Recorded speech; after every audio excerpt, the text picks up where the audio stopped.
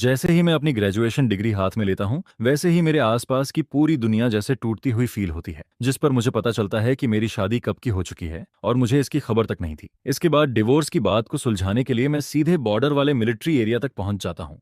तभी वहां खड़े खड़े मैं थोड़ा कंफ्यूज्ड होता हूँ और तभी एक ठंडी लेकिन साफ आवाज सुनाई देती है, तुम किसे ढूंढ रहे हो? जिस पर मैं सामने देखता हूँ तो एक बेहद पावरफुल ऑनरा वाली वुमन अभी अभी गाड़ी से नीचे उतरती है, जिसे देखकर मैं जवाब देता हूँ, मैं सॉन्ग तन्ह हुआन को ढूंढ रहा हूँ। क्या आप लोग उसे जानते हैं? यह सुनते ही वहां खड़े सभी लोग शॉक्ड रह जाते हैं, क्योंकि सॉन्ग थान हुआन कोई आम इंसान नहीं बल्कि एक फेमस फीमेल कमांडर होती है और वो इस वक्त उसी लड़के के सामने खड़ी रहती है, जिस पर सॉन्ग थान हुआन की आंखों में हल्की सरप्राइज दिखाई देती है। अपनी फोटोग्राफिक मेमोरी की वजह से वो कॉन्फिडेंटली सोचती है कि इतने हैंडसम आदमी को अगर उसने कभी देखा होता तो वो कभी भूलती नहीं, लेकिन उसे उसकी कोई याद नहीं आती। फिर वो शांत आवाज में पूछती है, तुम सॉन्ग ताना हुआन को क्यों ढूंढ रहे हो?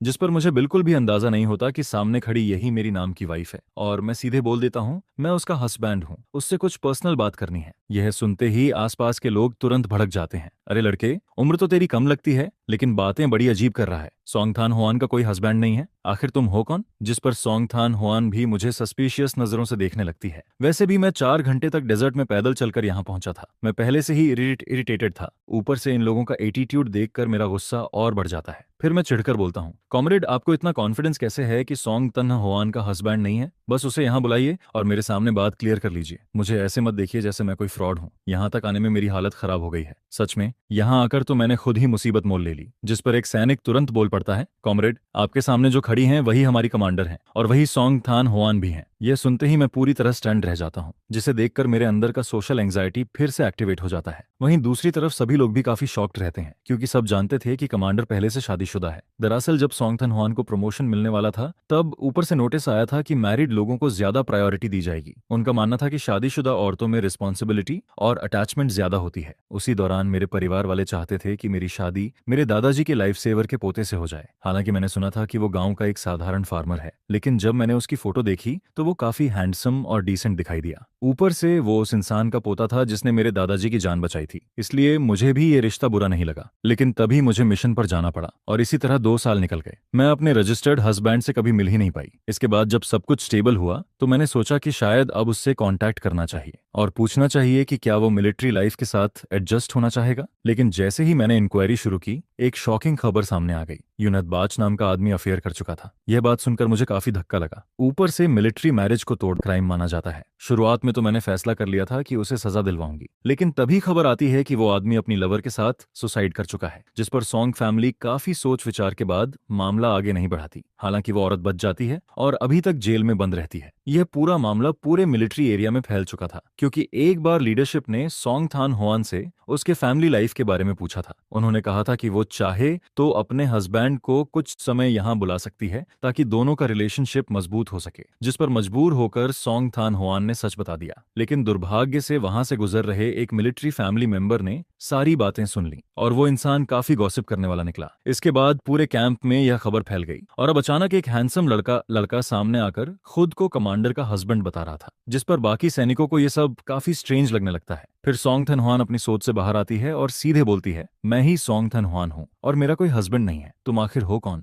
जिस पर मुझे ऐसा फील होता है जैसे मुझे कोई क्रिमिनल समझा जा रहा हो। फिर मैं बोलता हूँ, क्या आपको फैमिली की तरफ से भेजी गई लेटर नहीं मिली? यह सुनकर सॉन्ग तान हुआन थोड़ा सोचती है। सच में पिछले कुछ समय से उसे कोई लेटर नहीं मिला था। तभी एक सैनिक बोलता है, कमांडर, सॉन्ग फैमिली वाला स्टाफ बीमार है, वो अभी घर पर पड़ा है। यह जगह काफी रिमोट है, इसलिए रिप्लेसमेंट भी नहीं मिला। उसने कुछ दिनों की छुट्टी ली हुई है, शायद कुछ दिन बाद लेटर पहुंचे। इसके बाद वही सैनिक मेरी तरफ देखकर पूछता है, लेकिन तुम्हें यह सब कैसे पता? जिस पर मैं जवाब देता हूँ, कुछ दिन पहले मैं अपने घर की लेटर चेक करने गया था, साथ ही सोचा था कि शायद जल्दी छुट्टी मिल जाए। तभी मैंने उन्हें बीमार हालत में देखा। घर में उनकी देखभाल करने वाला भी कोई नहीं था, इसलिए मैंने उनके लिए कुछ दवाइयां खरीद दी। फिर सॉन्ग तान हुआन बोलती है, ठीक है, मुझे लेटर नहीं मिली, लेकिन ये तो एक्सप्लेन करो कि तुम खुद को मेरा हस्बैंड क्यों कह रहे हो? जिस पर मैं शांत होकर बोलता हूँ, मेरा नाम डू थान है, मैं डू विलेज ल्यू थान काउंटी से हूँ। असल में आपका हस्बैंड विलेज चीफ का बेटा होना चाहिए था, लेकिन उसकी मौत हो गई। तभी मैरिज सर्टिफिकेट निकालते वक्त पता चला कि उस सर्टिफिकेट पर रजिस्टर्ड नाम मेरा था। इसके बाद मैं पूरी बात समझाता हूँ। बाद में इन्वेस्टिगेशन में पता चला कि 2 साल पहले वो नहद बाच ने आपके साथ शादी रजिस्टर करवाई थी, लेकिन हाउस होल्ड रजिस्टर में उसने मेरी पेज भेज दी थी। उस समय काउंटी में नए हाउस होल्ड रजिस्टर रजिस्ट्रेशन चल रहे थे, इसलिए पूरे गांव के लोग अपनी फैमिली रजिस्टर विलेज चीफ के घर छोड़ देते थे। वून्यट बक आपसे शादी नहीं करना चाहता था, लेकिन फैमिली प्रेशर की वजह से उसने चुपके से मेरी रजिस्ट्रेशन पेज भेज दी। उस वक्त मैं कैपिटल सिटी में यूनिवर्सिटी में पढ़ाई कर रहा था। मुझे इस शादी के बारे में कुछ भी पता नहीं था और मेरे फैमिली वालों ने भी ठीक से डॉक्यूमेंट्स चेक नहीं किए। इसी कंफ्यूजन में हमारी शादी हो गई। फिर मैं सीधा बोलता हूँ, अगर ये एक्सीडेंट नहीं होता तो हमारा कोई कनेक्शन ही नहीं होता। आप एक रिस्पेक्टेड कमांडर हैं, जाहिर है आप अरेंज्ड मैरिज नहीं चाहेंगी, और मैं भी बिल्कुल ऐसा ही सोचता हूँ, इसलिए मैं यहाँ डिवोर्स की बात करने आया हूँ। लेकिन दोनों फैमिलीज चाहती हैं कि हम रिलेशनशिप इंप्रूव करने की कोशिश करें। मेरा फैमिली भी डिवोर्स के खिलाफ है, इसलिए मैंने फिलहाल हाँ तो बोल दिया, लेकिन वो सिर्फ टाइम पास करने के लिए था। असल में मैं आपसे कोऑपरेशन की बात करने आया हूँ। मैं यहाँ 1 महीने रुकूंगा। आप मुझे इग्नोर कर सकती हैं जैसे मैं यहाँ हूँ ही नहीं। 1 महीने बाद हम दोनों घर पर कॉल करके कह देंगे कि हमारी पर्सनालिटीज मैच नहीं करती और हम साथ नहीं रह सकते। तब डिवोर्स आसानी से हो जाएगा। जिस पर सोंग थान हुआन उसके कॉन्फिडेंट तरीके को देखकर थोड़ी सरप्राइज्ड होती है। सामने खड़ा यह आदमी काफी काम और क्लासी ऑरा रखता है। फिर मैरिज सर्टिफिकेट से जुड़ी सारी परेशानियां और उस चीटिंग करने वाले वो नहदबाज को याद करके सोंग थान हुआन के दिल का बोझ थोड़ा हल्का हो जाता है। इसके बाद वो बोलती है, ठीक है, फिलहाल तुम यहीं रुक जाओ, मैं वापस जाकर डिवोर्स रिपोर्ट लिख देती हूँ। जिस पर मैं हल्की स्माइल के साथ जवाब देता हूँ, धन्यवाद, इस महीने आपको परेशानी दूंगा, बस कहीं रहने की जगह मिल जाए तो काफी है। क्या मिलिट्री एरिया में डॉर्मेटरी या कोई खाली कमरा है? अगर नहीं तो मैं 1 महीना और मैनेज कर लूंगा। आपको मेरी चिंता करने की जरूरत नहीं है, मैं जल्दी ही चला जाऊंगा। सामने खड़ा यह आदमी सच में लोगों का ध्यान अपनी तरफ खींच लेता है। और सबसे शॉकिंग बात यह रहती है कि डू थान के हाथों में बिल्कुल भी मेहनत के निशान या छाले नहीं दिखाई देते। जिस पर सोंग थान हुआन मन ही मन सोचती है कि भले ही डू थान किसी दूर दराज गांव से आया हो, लेकिन उसके फैमिली कंडीशंस जरूर अच्छे रहे होंगे। कम से कम उसे बचपन से काफी अच्छे से पाला गया था, नहीं तो उसके हाथ इतने साफ और मुलायम कभी नहीं होते। उनमें मेहनत के कोई निशान तक नहीं दिखाई देते। इसके बाद सोंग थान हुआन बोलती है, चलो अब मैं तुम्हें मिलिट्री एरिया लेकर चलती हूँ और रहने की जगह अरेंज कर देती हूँ। जिस पर मुझे अचानक याद आता है और मैं बोलता हूँ, वैसे बस से उतरने के बाद मेरा सूटकेस रास्ते में कहीं खो गया। अगर आपको समय मिले तो उसे ढूंढने में मदद कर दीजिएगा। सच कहें तो इतनी दूर सिर्फ एक बैकपैक लेकर आना काफी अजीब लगता, तो असल में मेरा लग्जरी रास्ते में ही छूट गया था। यह सुनते ही सोंग तान हुआन तुरंत तालुआंग से कहती है, तुम पेट्रोल रूट वाले रास्ते पर गाड़ी लेकर जाओ, जहां डेजर्ट के अंदर बस रुकती है वहां तक चेक करो, अगर कोई सूटकेस मिले तो उसे वापस ले आना। जिस पर तालुआंग कमांडर की मिलिट्री जीप लेकर सीधे डेजर्ट की तरफ निकल जाता है। वहीं सोंग दान हुआन मुझे साथ लेकर मिलिट्री एरिया की तरफ जाने लगती है। दरअसल तान होई मिलिट्री जोन एक बॉर्डर डेजर्ट एरिया होता है। वहां पहुंचने के लिए अभी भी लंबा रास्ता तय करना पड़ता है और पिछले कुछ दिनों से मैं लगातार ट्रैवल करते करते पूरी तरह थक चुका था। जिस पर जैसे ही मैं पैसेंजर सीट पर बैठता हूं, मेरा पूरा शरीर रिलैक्स होने लगता है। फिर सोंग तान हुआन बोलती है, शायद तुम बस से गलत जगह उतर गए थे, क्योंकि उस जगह से यहाँ आने के लिए पूरा डेजर्ट क्रॉस करना पड़ता है, तभी बॉर्डर चेक पॉइंट मिलता है। लेकिन कुछ मिनट गुजरने के बाद भी उसे मेरी तरफ से कोई जवाब नहीं मिलता। जिस पर वो पलट कर देखती है और पाती है कि मैं सिर एक तरफ झुकाकर गहरी नींद में सो चुका हूँ। यह देखकर सोंग तान हुआन कुछ नहीं बोलती, लेकिन अनजाने में गाड़ी की स्पीड धीमी कर देती है। इसके बाद जीप डेजर्ट रोड पर आगे बढ़ती रहती है। वहीं दूसरी तरफ तालुआंग को मेरा लग्जेज भी मिल जाता है। जैसे ही वो मिलिट्री एरिया लौटता है, वैसे ही आज देखी सुनी सारी बातें अपने साथी सैनिकों को बताने लगता है और फिर यह खबर आग की तरह फैल जाती है। कुछ ही देर में पूरे कैंप को पता चल जाता है कि कमांडर का हस्बैंड यहाँ डिवोर्स लेने आया है। ये गॉसिप तो पुराने चीटिंग वाले मामले से भी ज्यादा वायरल हो जाती है। शाम के 6 बजते ही दिन का 30 डिग्री टेम्परेचर अचानक 10 डिग्री तक गिर जाता है, जबकि अभी समर सीजन चल रहा था। यहाँ का मौसम सच में बेहद हार्श और अनप्रेडिक्टेबल था। लोगों को लगातार कपड़े बदलने पड़ते थे, जिस पर आमतौर पर फैमिली मेंबर्स जो यहाँ रहने आते वो ज्यादा दिन तक सर्वाइव नहीं कर पाते। इसके बाद सोंग तान हुआन मिलिट्री एरिया पहुंचकर गाड़ी रोकती है, लेकिन मैं अभी भी नहीं जागता। जिस पर वो मुझे देखते हुए मन में सोचती है, ये यहाँ पूरा 1 महीना रहेगा, पता नहीं यहाँ की कंडीशंस झेल पाएगा भी या नहीं। तभी एक सैनिक लड़की दौड़ते हुए आती है और बोलती है, कमांडर आप इतनी देर से क्यों आई? मैंने ब्रदर इन लॉ का कमरा साफ कर दिया है, उनका लग्जेज भी वहां रख दिया। लेकिन जैसे ही वो पास आती है, उसे पता चलता है कि मैं तो गहरी नींद में हूँ। जिस पर मैं धीरे धीरे आंखें खोलता हूँ। क्या हम मिलिट्री एरिया पहुंच गए? फिर वो लड़की बोलती है, अभी अंदर तक पैदल जाने में भी 10 मिनट लगेंगे, ठंड लग गई तो बीमार पड़ जाओगे। यह सुनकर मुझे थोड़ा सरप्राइज होता है। मुझे उम्मीद नहीं थी कि मेरी ये टेम्परेरी वाइफ इतनी केयरिंग निकलेगी। वो मेरे लिए जैकेट तक लेकर आई थी। जिस पर मैं मुस्कुराकर बोलता हूँ, थैंक्स सिस्टर इन लॉ, माफ करना, मेरी वजह से तुम्हें परेशानी हुई। वो तुरंत शर्माते हुए बोलती है, कोई बात नहीं, गलती से आपकी नींद खराब कर दी। जिस पर मैं जवाब देता हूँ, नहीं बस मैं बहुत ज्यादा थक गया था, थोड़ी देर आंख लग गई। वैसे मैंने सुना कि लगेज मिल गया। हाँ, वो कमरे में रखा है, मैंने आपके रहने का इंतजाम भी कर दिया। स्टाफ क्वार्टर्स में एक खाली रूम था, फिलहाल आप वहीं रह सकते हैं। अगर पसंद ना आए तो कल दूसरा कमरा बदलवा देंगे। यह सुनकर मैं तुरंत बोलता हूँ, बहुत धन्यवाद, सच में तुम्हें तकलीफ दी मैंने। इसके बाद सोंग थान हुआन लड़की से चाबी लेती है और कहती है, ठीक है अब तुम अपना काम करो। जिस पर वो जवाब देती है, जी कन्ना, जी कमांडर, मैं चलती हूँ। उधर मैं चलते चलते मन ही मन सोचने लगता हूँ, इस पैरेलल वर्ल्ड में आए हुए मुझे काफी समय हो चुका था। कभी कभी तो मैं अपने पुराने मॉडर्न वर्ल्ड को ही भूल जाता हूँ। असल में अपने पुराने जीवन में मैं बचपन से फैमिली का लाडला था। पढ़ाई की मेहनत छोड़ दें तो मैंने जिंदगी में कभी ज्यादा तकलीफ नहीं झेली थी। मैंने मेहनत करके कैपिटल सिटी की यूनिवर्सिटी में एडमिशन लिया, यहाँ तक कि फैमिली का बर्डन कम करने के लिए पार्ट टाइम काम भी किया। मेरा एक क्लासमेट किसी रिच फैमिली का यंग मास्टर था। उसने इन्वेस्टमेंट करके बहुत पैसा कमा लिया था। तब मुझे लगा था कि मेरी जिंदगी भी अब आराम से गुजर जाएगी, लेकिन किसे पता था कि डेस्टिनी यहाँ मेरे लिए इतना बड़ा ट्रैप तैयार करके बैठी है, जिस पर मैं मन ही मन बस यही चाहता हूँ कि जल्दी से डिवोर्स हो जाए ताकि मैं वापस अपनी आरामदायक जिंदगी में लौट सकूं। सच कहूं तो यह अनजान जगह मुझे बिल्कुल पसंद नहीं आ रही थी। उधर सोंग थान हुआन मुझे लंबी सांस लेते सुनती है, जिस पर वो सोचती है कि शायद यहाँ की खराब कंडीशंस की वजह से मैं अनकंफर्टेबल फील कर रहा हूँ। और सच कहें तो वो गलत भी नहीं सोच रही थी। एक नॉर्मल यूनिवर्सिटी ग्रेजुएट को अचानक पता चले कि उसकी शादी किसी और की जगह हो गई है तो कोई भी परेशान हो जाएगा। भले ये सिर्फ एक्सीडेंट था, लेकिन कानून की नजर में शादी पूरी तरह वैलिड थी और अब इसे खत्म करने का सिर्फ एक ही तरीका था, डिवोर्स। यानी भविष्य में अगर मैं दोबारा शादी करना चाहूं तो मेरे नाम के आगे डिवोर्स्ड मैन का टैग हमेशा लगा रहेगा, जिस पर साफ था कि इस मामले में सबसे ज्यादा नुकसान डू थान का ही हुआ था। फिर सोंग थान हुआन धीरे से बोलती है, अगर तुम्हें किसी चीज की जरूरत हो तो मुझे बता देना, मैं जितना हो सकेगा अरेंज कर दूंगी। जिस पर मैं जवाब देता हूँ, कोई बात नहीं, बस एक महीना किसी तरह कट जाए। इसके बाद हम फैमिली क्वार्टर्स की तरफ बढ़ने लगते हैं। रास्ते में कई लोग सोंग थान हुआन को मेरे साथ ऊपर जाते देखते हैं,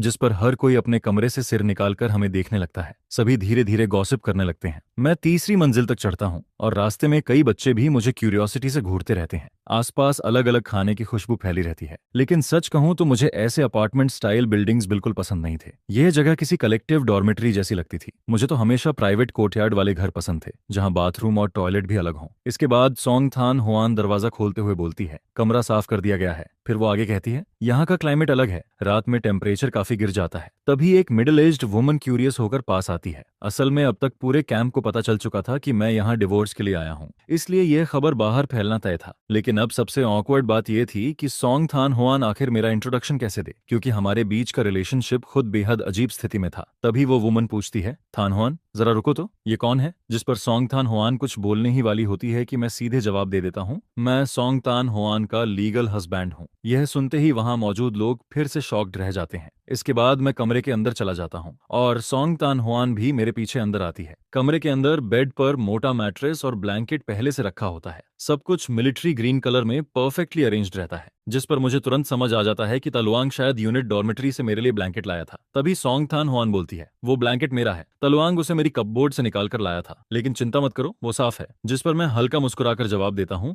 ठीक है, धन्यवाद, जाते वक्त मैं इसे धोकर वापस कर दूंगा। फिर वो समझाते हुए कहती है, हर फ्लोर पर पब्लिक वाटर टैप है, बाथरूम नीचे फर्स्ट फ्लोर पर है और अभी इस समय कैफेटेरिया में खाना भी मिल जाएगा। चाहो तो मैं तुम्हें वहां ले चलूं या खाना लाकर दे दूं। यह सुनते ही मुझे सच में भूख फील होने लगती है, जिस पर मैं तुरंत बोलता हूं, चलो साथ में खाना खाने चलते हैं, वैसे भी मुझे रास्ते याद करने हैं, मैं रोज रोज तुम्हें परेशान नहीं कर सकता। उधर बाहर कुछ औरतें धीरे धीरे गॉसिप करने लगती हैं, अरे कमांडर का हस्बैंड कितना हैंडसम है, सुना है वो यहाँ डिवोर्स लेने आया है। इतना हैंडसम आदमी हो तो दूसरी शादी के लिए भी लाइन लग जाएगी। फिर दूसरी औरत बोलती है, तो आज की रूमर सच थी? जिस पर जवाब आता है, बिल्कुल, अगर वो डिवोर्स लेने नहीं आता तो यहाँ क्यों आता? ऊपर से वो एक आउटस्टैंडिंग यूनिवर्सिटी स्टूडेंट भी है, इतना अच्छा लड़का है, जाहिर है उसके दिल में ये शादी कभी थी ही नहीं। हालांकि ये शादी गलती से हुई थी, लेकिन लोगों को फिर भी मैं और सोंग थान हुआन साथ में काफी अच्छे लग रहे थे। जिस पर कुछ औरतें आपस में बातें करने लगती हैं, कमांडर सोंग का फैमिली तो पूरा कैपिटल सिटी में रहता है, सबके पास स्टेबल जॉब्स हैं और फैमिली कंडीशंस भी काफी अच्छी हैं। वैसे सोंग तन्हा हुआन बस थोड़ी कोल्ड पर्सनैलिटी वाली है, वरना दिल की बहुत अच्छी इंसान है। और उसका वो छोटा सा खूबसूरत चेहरा देखो, अगर वो मिलिट्री में नहीं होती तो बाहर जाकर कम से कम कोई बड़ी सेलिब्रिटी जरूर बनती। फिर दूसरी औरत बोलती है, और सच कहूं तो दोनों साथ में चलते हुए बहुत परफेक्ट लग रहे हैं। वही क्या कहते हैं, टैलेंटेड मैन और ब्यूटीफुल वुमन वाली जोड़ी। जिस पर मैं और सोंग थान हुआन फैमिली क्वार्टर्स से निकलकर मिलिट्री कैफेटेरिया की तरफ बढ़ने लगते हैं। रास्ते में ज्यादातर लोग सोल्जर्स ही दिखाई देते हैं। मैं लगातार मिलिट्री यूनिफॉर्म पहने लोगों को आते जाते देखता रहता हूँ, लेकिन सबसे ऑकवर्ड बात यही थी कि सोंग थान हुआन यहाँ की कमांडर थी, जिस पर रास्ते में मिलने वाला हर सैनिक रुककर सैल्यूट करता और उससे बात करता। वहीं काफी लोग मुझे भी क्यूरियोसिटी से देखने लगते हैं। इसके बाद हम कैफेटेरिया पहुंचते हैं। वहां काफी सारे लोग लाइन में खड़े होकर खाना ले रहे होते हैं। मैं नजर घुमाकर खाने को देखता हूं तो वहां स्टीम्ड कॉर्न ब्रेड रखा होता है, साथ में सिर्फ पोटैटो और कैबेज की सब्जी रहती है और 2 बाउल एक सूप के भी रखे होते हैं। जिस पर सोंग थान होआन मेरी तरफ देखकर बोलती है, आते तासार, आज के लिए तुम यही खा लो, अगर तुम्हें कुछ और खाना हो तो बता देना, मैं मौका मिलते ही काउंटी जाकर तुम्हारे लिए ले आऊंगी। दरअसल सोंग तान होआन बचपन से कैपिटल सिटी में पली बड़ी थी। उसके फैमिली कंडीशंस आम लोगों से कहीं बेहतर थे। उसने बचपन से काफी अच्छे अच्छे खाने खाए थे, लेकिन बॉर्डर मिलिट्री एरिया में आने के बाद उसे भी यहाँ की जिंदगी कितनी मुश्किल है ये समझ आ गया था। हालांकि बचपन से मिलिट्री एनवायरनमेंट में रहने की वजह से वो इन हालातों की आदी भी थी। उधर मैं अपने सामने रखे एल्यूमिनियम लंच बॉक्स को देखता हूँ और फिर आसपास नजर घुमाता हूँ। वहाँ कई सैनिक बड़े मजे से खाना खा रहे होते हैं और ये बात समझ में भी आती है। आखिर पूरा दिन ट्रेनिंग और मिशंस करने के बाद किसी को भी खाना स्वादिष्ट लगेगा। फिर मैं धीरे से बोलता हूँ, मैं साउथ साइड का हूँ। बचपन से हमारा मेन फूड राइस रहा है। जब फैमिली गरीब थी तब हम ज्यादातर प्लेन राइस पॉरेज खाते थे, साथ में हरी सब्जियां, पिकल या स्टीम्ड एग्स चलते थे। इसलिए यहाँ का खाना ऑनेस्टली मेरे टेस्ट के हिसाब से नहीं है। शायद आज ज्यादा ट्रैवल करने की वजह से भी अब भूख कम हो गई है। जिस पर सोंग तान होआन तुरंत बोलती है, फिर भी थोड़ा खा लो, अगर नहीं खा पाए तो मैं इसे पैक करवा देती हूँ, बाद में रात में खा लेना। यह सुनकर मैं पहले उसके खाने का हिस्सा अलग कर देता हूँ और बोलता हूँ, पहले तुम अपना हिस्सा ले लो, कहीं ऐसा ना हो कि मैं तुम्हारा खाना खराब कर दूं, मेरे लिए इतना काफी है। जिस पर सोंग थान होआन हल्का सा सिर हिलाती है। इसके बाद वो अपना लंच बॉक्स लेकर कैफेटेरिया के बाहर लगे पानी के नल की तरफ चली जाती है और मुझे कुछ भी करने नहीं देती। तभी पीछे से एक औरत आवाज लगाती है, लिटिल सॉन्ग, लिटिल सॉन्ग। उसके साथ एक और मिडिल एज्ड वुमन भी होती है। फिर वो मुस्कुराते हुए पूछती है, सुना है तुम्हारे घर से कोई आया है, क्या यही तुम्हारे हस्बैंड हैं? जिस पर सोंग थान होआन थोड़ा ऑकवर्ड होकर बोलती है, मामला थोड़ा कॉम्प्लिकेटेड है,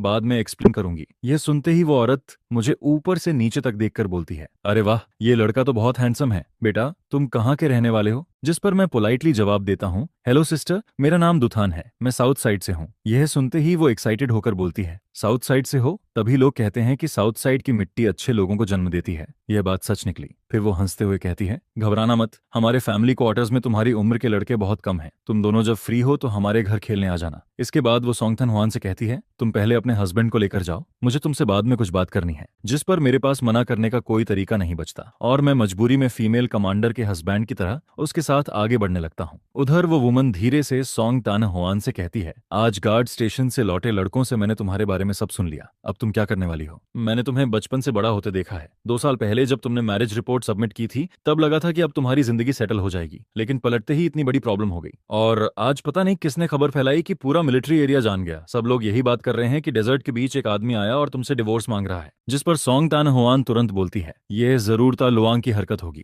लेकिन वो वुमन सिर हिलाकर जवाब देती है, असल में वो ना भी बताता तो कोई और बता देता, ये बात यहाँ फैलनी ही थी। फिर वो थोड़ी सीरियस होकर पूछती है, कुछ बोलोगी भी? इतनी चुप क्यों हो? क्या तुम सच में डिवोर्स लेने वाली हो? पहले ही वो न्यटबाज के चीटिंग स्कैंडल ने तुम्हारे करियर को अफेक्ट किया था, अगर अब डिवोर्स भी हो गया तो क्या तुम अभी भी वापस कैपिटल सिटी ट्रांसफर होना चाहोगी? जिस पर सोंग थान होआन शांत आवाज में जवाब देती है, मैं कल ही डिवोर्स रिपोर्ट सबमिट कर दूंगी। यह सुनकर वो वुमन शॉक्ड रह जाती है, अरे तुम दोनों कोशिश तो कर सकते हो। गार्ड स्टेशन वाले लड़कों ने बताया कि दोनों फैमिलीज चाहती हैं कि तुम दोनों रिलेशनशिप इंप्रूव करो। जिस पर सोंग थान होआन धीरे से बोलती है, वो एक यूनिवर्सिटी स्टूडेंट है, अचानक उसे पता चलता है कि वो शादीशुदा आदमी बन गया है। ऐसे में उसका डिवोर्स चाहना बिल्कुल नॉर्मल है। उसने साफ कहा है कि वो सिर्फ 1 महीने यहाँ रहेगा। यह सुनकर वो वुमन थोड़ा फ्रस्ट्रेटेड होकर बोलती है, तुम भी ना बाकी चीजों में इतनी स्मार्ट रहती हो, लेकिन रिलेशनशिप मैटर्स में बिल्कुल लकड़ी जैसी हो। अब तुम उससे मिल चुकी हो, तुम्हें क्या लगता है? अगर पसंद है तो खुद पहल करो। मुझे तो वो लड़का काफी अच्छा लगा, एजुकेटेड भी है, बाद में हम उसके लिए कोई अच्छी जॉब भी अरेंज करवा सकते हैं। जिस पर सोंग थान होआन कुछ पल चुप रहती है, फिर धीरे से बोलती है, असल में मैंने शादी सिर्फ इसलिए की थी क्योंकि मेरी उम्र हो रही थी और उसी समय प्रमोशन का मौका भी था। फैमिली ने दादाजी के पुराने साथी के पोते का रिश्ता बताया। मैंने ज्यादा सोच विचार नहीं किया और फैमिली की बात मान ली, लेकिन वो नहदबाज से मिलने से पहले ही मुझे चीट कर दिया गया। मेरा ज्यादातर समय मिशंस और ट्रेनिंग में गुजरता है। उसके अफेयर के बाद मैंने कभी किसी और के बारे में सोचा ही नहीं और अब अचानक मैरिज सर्टिफिकेट में रजिस्टर्ड हस्बैंड के रूप में दुथन सामने आ गया। लेकिन वो सच में काफी ऑनेस्ट इंसान लगता है। उसने साफ कह दिया कि वो अरेंज्ड मैरिज एक्सेप्ट नहीं करेगा और डिवोर्स चाहता है, इसलिए पहले मैं डिवोर्स रिपोर्ट सबमिट कर देती हूँ। अप्रूवल आने तक अभी काफी समय है। उधर मुझे बिल्कुल नहीं पता होता कि ब्रिगेड कमांडर की वाइफ सोंग थान होआन से क्या बातें कर रही है, क्योंकि उसी समय मुझे ब्रिगेड कमांडर के घर ले जाया जाता है, जिस पर आसपास के सिंगल स्टोरी क्वार्टर्स में रहने वाले फैमिली मेंबर्स भी क्यूरियोसिटी में वहां आने लगते हैं। हर कोई बस मुझे देखने आता रहता है। पूरा माहौल ऐसा लग रहा था जैसे न्यू ईयर पर रिश्तेदार किसी नए दामाद को देखने आए हों। हर कोई मुझसे सवाल पर सवाल पूछ रहा था। बिल्कुल हाउस होल्ड इन्वेस्टिगेशन जैसा माहौल बन गया था। तभी कोई पूछता है, सुना है तुम साउथ साइड से आए हो? जरूर गलत बस से उतर गए होंगे। अच्छा हुआ रास्ते में कुछ हुआ नहीं। उस डेजर्ट जैसे इलाके में अगर खतरा हो जाता तो क्या करते? यह सुनकर मुझे अचानक रियलाइजेशन होता है, ओ तो मैं सच में गलत जगह उतर गया था। मैं जल्दी में था इसलिए ठीक से पूछ नहीं पाया। लगता है वो बूढ़ा बुल्लक काट वाला आदमी मुझे बेवकूफ नहीं बना रहा था, मैं ही उसे गलत समझ रहा था। फिर मैं मन ही मन सोचता हूँ कि गलती असल में मेरी ही थी, लेकिन तभी मैं क्यूरियस होकर पूछता हूँ, वैसे आप लोगों को कैसे पता चला कि मैं नया आया हूँ? जिस पर सब हंसने लगते हैं। अरे हमारी यह जगह बहुत छोटी है, यहाँ जरा सी हलचल भी हो तो तुरंत हर जगह खबर फैल जाती है। यह सुनकर मैं अंदर ही अंदर सोचता हूँ कि यहाँ रूमर्स इंटरनेट से भी तेज चलते हैं। फिर कोई और पूछता है, सुना है तुम कैपिटल सिटी यूनिवर्सिटी के स्टूडेंट हो, कौन सा सब्जेक्ट पढ़ते थे? जिस पर मैं जवाब देता हूँ, मेडिकल फील्ड। यह सुनते ही सब लोग इंप्रेस्ड हो जाते हैं। अरे वाह, डॉक्टर वाला फील्ड तो बहुत अच्छा है, कहीं भी जाओ काम की कमी नहीं होती। ऊपर से तुम यूनिवर्सिटी ग्रेजुएट भी हो और सोंग तान हुआन खुद कमांडर है। मिलिट्री फैमिली मेंबर होने की वजह से तुम्हारे लिए ऊपर वाले लोग अच्छी नौकरी भी अरेंज कर सकते हैं। आखिर तुम सच में टैलेंटेड इंसान हो। जिस पर कुछ लोग बातें करते हुए बोलते हैं, हालांकि यह शादी गलती से हुई थी, लेकिन दोनों सच में साथ में काफी अच्छे लगते हैं। कमांडर सॉन का पूरा फैमिली कैपिटल सिटी में रहता है, सबकी स्टेबल जॉब्स हैं और फैमिली बैकग्राउंड भी बहुत अच्छा है।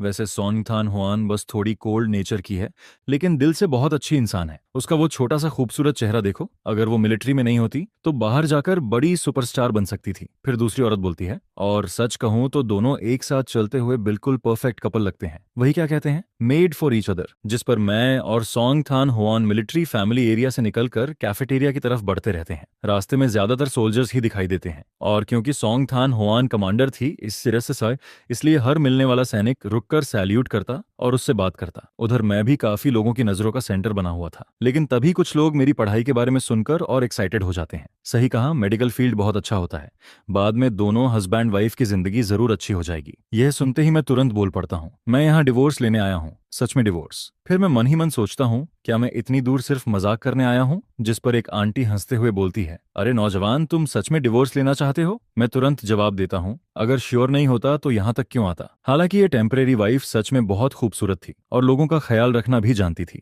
लेकिन इसका मतलब ये नहीं था कि मैं यहाँ रुक जाऊं। फिर एक औरत मुस्कुराते हुए बोलती है, अरे बेटा, तुम अभी बहुत छोटे हो, क्या पता यह सब ऊपर वाले की बनाई हुई डेस्टिनी हो। तुम दोनों साथ रहकर तो देखो, इसमें नुकसान ही क्या है। इसके बाद वो पूछती है, वैसे तुम यहाँ कितने दिन रुकने वाले हो? जिस पर मैं जवाब देता हूँ, 1 महीना काफी है, और आप लोग बढ़ा चढ़ाकर नहीं बोल रही। कमांडर सॉन्ग की कंडीशन सच में बहुत अच्छी हैं। इतनी बड़ी दुनिया में भी शायद इतनी अच्छी लड़की मिलना मुश्किल होगा, ऊपर से इतनी कम उम्र में कमांडर बनना कोई आसान बात नहीं। ये सब उसने अपनी मेहनत और दिमाग से हासिल किया है। फिर वो लोग पुरानी कहावत सुनाने लगते हैं, कहते हैं, जिन लोगों का कनेक्शन ऊपर वाला बनाता है वो हजारों मील दूर होकर भी मिल जाते हैं। क्या पता तुम दोनों की किस्मत भी ऐसी ही हो। लेकिन परेशानी यह थी कि बड़ी उम्र वाले लोग हमेशा ऐसी बातें करना पसंद करते थे, जिस पर मैं बस ऑकवर्ड स्माइल देता रहता हूँ। मुझे समझ ही नहीं आता कि जवाब क्या दूं। तभी अचानक कोई बोलता है, कमांडर सॉन्ग आ गई। यह सुनते ही मुझे ऐसा फील होता है जैसे किसी ने मेरी जान बचा ली हो। सच में मैंने अपनी इस टेम्परेरी वाइफ का इंतजार पहले कभी इतना नहीं किया था, क्योंकि मैं इन आंटिस से सच में डरने लगा था। इसके बाद सोंग थान हुआन हमारे पास आकर बोलती है,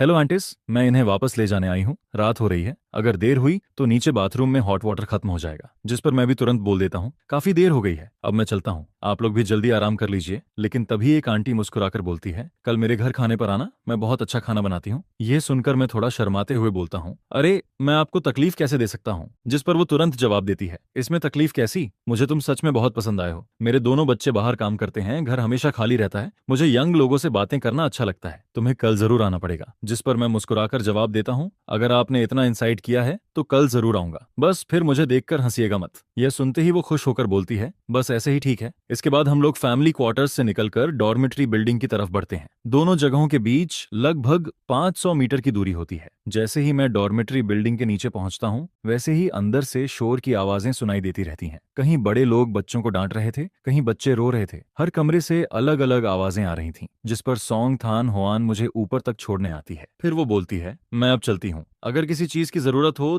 तो कल बता देना। नीचे हॉट वाटर रात 9 बजे के बाद खत्म हो जाता है, अगर नहाना हो तो जल्दी चले जाना। जिस पर मैं जवाब देता हूँ, ठीक है, समझ गया। असल में आज पूरा दिन मैंने डेजर्ट में चलते हुए बिताया था, पूरा शरीर पसीने से भीग चुका था और अब रात में टेम्परेचर भी नीचे गिर रहा था। जिस पर मैं सूटकेस खोलकर साफ कपड़े निकालता हूँ और बेसिन लेकर नीचे बाथरूम की तरफ जाने लगता हूँ। रास्ते में कुछ लोग आते जाते दिखाई देते हैं, लेकिन ज्यादातर लोग नहा चुके होते हैं, और सच कहूँ तो मुझे यही बेहतर लगता है। आखिर कितना समय हो गया था किसी और के सामने आधा नेकेड हुए। मुझे अपने कैपिटल सिटी वाले कॉलेज डेज याद आने लगते हैं। जैसे ही मैंने थोड़ा पैसा कमाना शुरू किया, मैंने डॉर्मेट्री छोड़कर बाहर एक प्राइवेट रूम रेंट पर ले लिया था, जहां अटैच्ड बाथरूम भी था। कमरा साफ सुथरा और प्राइवेट था। सच में वो जिंदगी काफी आरामदायक थी। दरअसल मैं मेडिकल स्टूडेंट था। खाली समय में सनस्क्रीन और ब्रूस हीलिंग ऑयल जैसी चीजों पर रिसर्च करना पसंद करता था। मैं खुद हैंडसम भी था और काफी स्किल्ड भी। कैपिटल सिटी में कई लोग मेरी स्किन की तारीफ करते थे, जिस पर मैं उन्हें सनस्क्रीन की इंपॉर्टेंस समझाने लगता था, और जिन लोगों को चोट लगती वो मेरा मेडिसिनल ऑयल इस्तेमाल करते थे। बाद में वो लोग दूसरों को बताते कि मेरा ऑयल बहुत असरदार है, जिस पर धीरे धीरे मेरी रेप्यूटेशन फैलने लगी। काफी लोग मुझसे सनस्क्रीन और मेडिसिनल ऑयल खरीदने आने लगे और मैंने काफी पैसा भी कमाया। इन्हीं ख्यालों में खोया हुआ मैं बाथरूम की तरफ बढ़ता रहता हूँ। तभी कुछ सोल्जर्स अंदर से बाहर आते दिखाई देते हैं। वो मुझे देखकर फ्रेंडली तरीके से बोलते हैं, अरे नौजवान, जल्दी जाओ, नहीं तो थोड़ी देर में हॉट वाटर खत्म हो जाएगा, फिर ठंड लगकर बीमार पड़ जाओगे। जिस पर मैं पोलाइटली जवाब देता हूँ, ठीक है, थैंक यू ब्रदर्स। तभी उनमें से एक धीरे से बोलता है, कमांडर सॉन्ग का नया टारगेट सच में बहुत हैंडसम है। यह सुनकर मैं थोड़ा तेज चलने लगता हूँ और मन ही मन सोचता हूँ कि बेहतर होगा कल से खुद ही थोड़ा हॉट वाटर लेकर कमरे में नहा लिया करूं। हालांकि यह थोड़ा ट्रबलसम था, क्योंकि यहाँ शायद बकेट या एक्स्ट्रा हॉट वाटर का इंतजाम भी नहीं था। जिस पर मैं सोचता हूँ कि कल अपनी इस टेम्परेरी वाइफ से इस बारे में बात करनी पड़ेगी। इसके बाद मैं पब्लिक बाथरूम के अंदर पहुंचता हूँ। शायद देर होने की वजह से वहां अब कोई नहीं बचा था। यह देखकर मैं राहत की सांस लेता हूँ। फिर जल्दी जल्दी नहाकर वापस कमरे में लौट आता हूँ और बिस्तर पर लेटते ही कब मुझे नींद आ जाती है इसका मुझे खुद पता नहीं चलता। लेकिन अगली सुबह बर्तनों की आवाज, बच्चों के रोने और लोगों की डांटने की आवाजों से मेरी आंख खुल जाती है, क्योंकि यह जगह बिल्कुल भी साउंड प्रूफ नहीं थी, जिस पर सुबह सुबह ही मेरी नींद खराब हो जाती है। मैं धीरे धीरे उठकर बेडसाइड पर रखा वॉच रिस्ट उठाता हूँ और समय देखता हूँ। क्या अभी सिर्फ 7:30 बजे हैं? यह देखकर मैं तुरंत वापस ब्लैंकेट ओढ़ लेता हूँ और बाहर की आवाजों को इग्नोर करके दोबारा सोने की कोशिश करता हूँ, जिस पर मैं फिर से गहरी नींद में सो जाता हूँ और सीधे दोपहर 1 बजे जाकर उठता हूँ। लेकिन जैसे ही मैं दरवाजा खोलता हूँ, वैसे ही बाहर खड़ी सॉन्ग थान हुआन दिखाई देती है। उसके हाथ में 2 पैक्ड लंच बॉक्सेस होते हैं। उसका ठंडा लेकिन खूबसूरत चेहरा हमेशा की तरह डिस्टेंट ऑरा दे रहा था, जिस पर जो लोग उसे नहीं जानते थे वो उससे थोड़ा डरते थे। मुझे देखकर सॉन्ग थान हुआन ऊपर नजर उठाती है, लेकिन अगले ही पल उसका छोटा सा चेहरा हल्का लाल हो जाता है और वो नजरें घुमा लेती है। फिर वो धीरे से पूछती है, सुबह से तुमने कुछ नहीं खाया है ना? जिस पर मैं साइड में हटकर उसे अंदर आने का इशारा करता हूँ और बोलता हूँ, मैं अभी उठा हूँ, पहले बाहर जाकर ब्रश कर लूं। इसके बाद मैं कॉरिडोर के आखिर में बने पब्लिक बेसिन की तरफ चला जाता हूँ। और सच कहूं तो कमरे में बाथरूम न होना सच में बहुत इनकन्वीनियंट था। उसी समय सभी लोग लंच बनाने में लगे होते हैं। तभी अचानक एक आदमी पैजामाज पहने और टूथ ब्रश लेकर कॉरिडोर में निकलता है, जिस पर नेचुरली सबकी नजरें मेरी तरफ चली जाती हैं। जैसे ही मैं वॉश बेसिन के पास रुकता हूँ, वैसे ही कुछ औरतें धीरे धीरे गॉसिप करने लगती हैं। देखा, कैपिटल सिटी से आए लोग अलग ही होते हैं। उसके पैजामेज देखकर ही पता चल रहा है कि वो महंगे हैं। कपड़ा भी बहुत स्मूथ लग रहा है और उसकी स्लीपर्स भी कितनी अच्छी क्वालिटी की हैं, हमारे जैसी बिल्कुल नहीं। कितना साफ सुथरा लड़का है। लेकिन तभी दूसरी औरत ताना मारते हुए बोलती है, मेरे हिसाब से इसका कमांडर सॉन्ग से डिवोर्स हो जाना ही बेहतर है। लड़का देखने में हैंडसम जरूर है, लेकिन बहुत लेजी लगता है। दोपहर तक सोता रहा, ऊपर से कमांडर को खुद उसके लिए खाना लाना पड़ा। फिर एक औरत बोलती है, हाँ हैंडसम तो है, लेकिन दोपहर तक सोना और लोगों से खाना खिलवाना बिल्कुल किसी कैपिटलिस्ट यंग मास्टर जैसा एटीट्यूड है। ऐसा आदमी कमांडर सॉन्ग के लायक कैसे हो सकता है? लेकिन तभी दूसरी औरत तुरंत बोल पड़ती है, कैसा कैपिटलिस्ट यंग मास्टर? वो तो असली गांव का लड़का है, उसका बैकग्राउंड बिल्कुल क्लीन है। जिस पर पहली औरत शॉक्ड होकर पूछती है, तुम्हें कैसे पता? और जवाब आता है, सबथा है, कल जो लोग ली होंग मे के घर गॉसिप देखने गए थे उन्होंने बताया। जिस पर वो औरतें आगे बातें करने लगती हैं, सुना है उसका फैमिली गरीब जरूर है, लेकिन 3 पीढ़ियों तक सिर्फ लड़कियां ही पैदा हुई थीं। इतने बड़े फैमिली में बड़ी मुश्किल से जाकर यह एक लड़का पैदा हुआ है और बचपन से ही पढ़ाई में बहुत तेज था, यहाँ तक कि यूनिवर्सिटी तक पहुंच गया। पूरे गांव में सिर्फ वही एक यूनिवर्सिटी स्टूडेंट है, इसलिए अगर थोड़ा नखरे करता भी है तो ये कोई बड़ी बात नहीं। लेकिन तभी दूसरी औरत मुंह बनाकर बोलती है, पढ़ाई से क्या होता है? असली काबिलियत तो पैसा कमाने में होती है। हालांकि मुझे पता था कि लोग मेरे बारे में बातें करेंगे, लेकिन मुझे इसकी ज्यादा परवाह नहीं थी। वैसे भी 1 महीने बाद हम सब अपनी अपनी जिंदगी में चले जाएंगे, शायद फिर कभी मुलाकात भी ना हो। जिस पर मैं वापस कमरे की तरफ लौटने लगता हूँ। रास्ते में कॉरिडोर में कुछ लोग मुझे हेलो बोलते हैं और मैं भी मुस्कुराकर जवाब देता रहता हूँ। इसके बाद जैसे ही मैं कमरे का दरवाजा खोलता हूँ, वैसे ही सॉन्ग तना हुआन छोटी सी लिविंग रूम वाली टेबल के पास बैठी दिखाई देती है। टेबल पर रखा लंच बॉक्स अभी तक खुला भी नहीं था और सच कहूं तो खूबसूरत लोग सिर्फ चुपचाप बैठे रहें तब भी वो किसी पेंटिंग जैसे लगते हैं। जिस पर मैं धीरे से बोलता हूँ, तुम पहले खा लिया करो, मेरा इंतजार करने की जरूरत नहीं है। लेकिन तभी वो शांत आवाज में जवाब देती है, मैं खा चुकी हूँ, ये दोनों पोर्शंस तुम्हारे लिए हैं। इसके बाद वो खाना मेरी तरफ बढ़ाते हुए बोलती है, ये मिंस्ड मीट वाला कॉर्न नूडल्स है, और ये मंटू, मुझे नहीं पता तुम्हें क्या पसंद है, इसलिए थोड़ा थोड़ा सब ले आई। सच कहूं तो पहली मुलाकात के अलावा उसने अब तक मेरे साथ कभी बुरा व्यवहार नहीं किया था। उसका हर एक्शन काम, मैच्योर और केयरिंग था। जिस पर अचानक मेरे दिमाग में वो नेहद बच और उसकी लवर की बात आने लगती है। अगर दोनों सच में एक दूसरे से प्यार करते तो शायद मैं कुछ नहीं सोचता, लेकिन असल में मामला कुछ और था। वो एजुकेटेड विलेज गर्ल बस मुश्किल जिंदगी नहीं जीना चाहती थी, इसलिए उसने विलेज सेक्रेटरी के बेटे को फंसाया और उससे चोरी छिपे खाना और सामान मंगवाती रही। और बात वहीं खत्म नहीं हुई। शादी होने के बाद भी उसने वो नहदबाज को बहकाया, यहाँ तक कि वो प्रेग्नेंट हो गई और दावा करने लगी कि बच्चा वो नहदबाज का है। इसके बाद उसने वो नहदबाज को रिवर में कूदकर सुसाइड करने के लिए भी उकसाया, जिस पर मैं मन ही मन सोचने लगता हूँ, सच में इस दौर के यंग लोग इतने आसानी से कैसे बेवकूफ बन जाते हैं। अगर वो नहदबाज ने ये सब नहीं किया होता और ऑनेस्टली सोंगथान होआन के साथ रहता तो उसका फ्यूचर शायद काफी अच्छा होता। इसी बीच मैं सामने रखे खाने को देखकर बोलता हूँ, इतना सब मैं अकेला खत्म नहीं कर पाऊंगा, तुम भी थोड़ा खा लो, नहीं तो वेस्ट हो जाएगा। जिस पर सोंगथान होआन पूछती है, क्या इतना खाना तुम्हारे लिए काफी है? मैं जवाब देता हूँ, शायद। असल में मुझे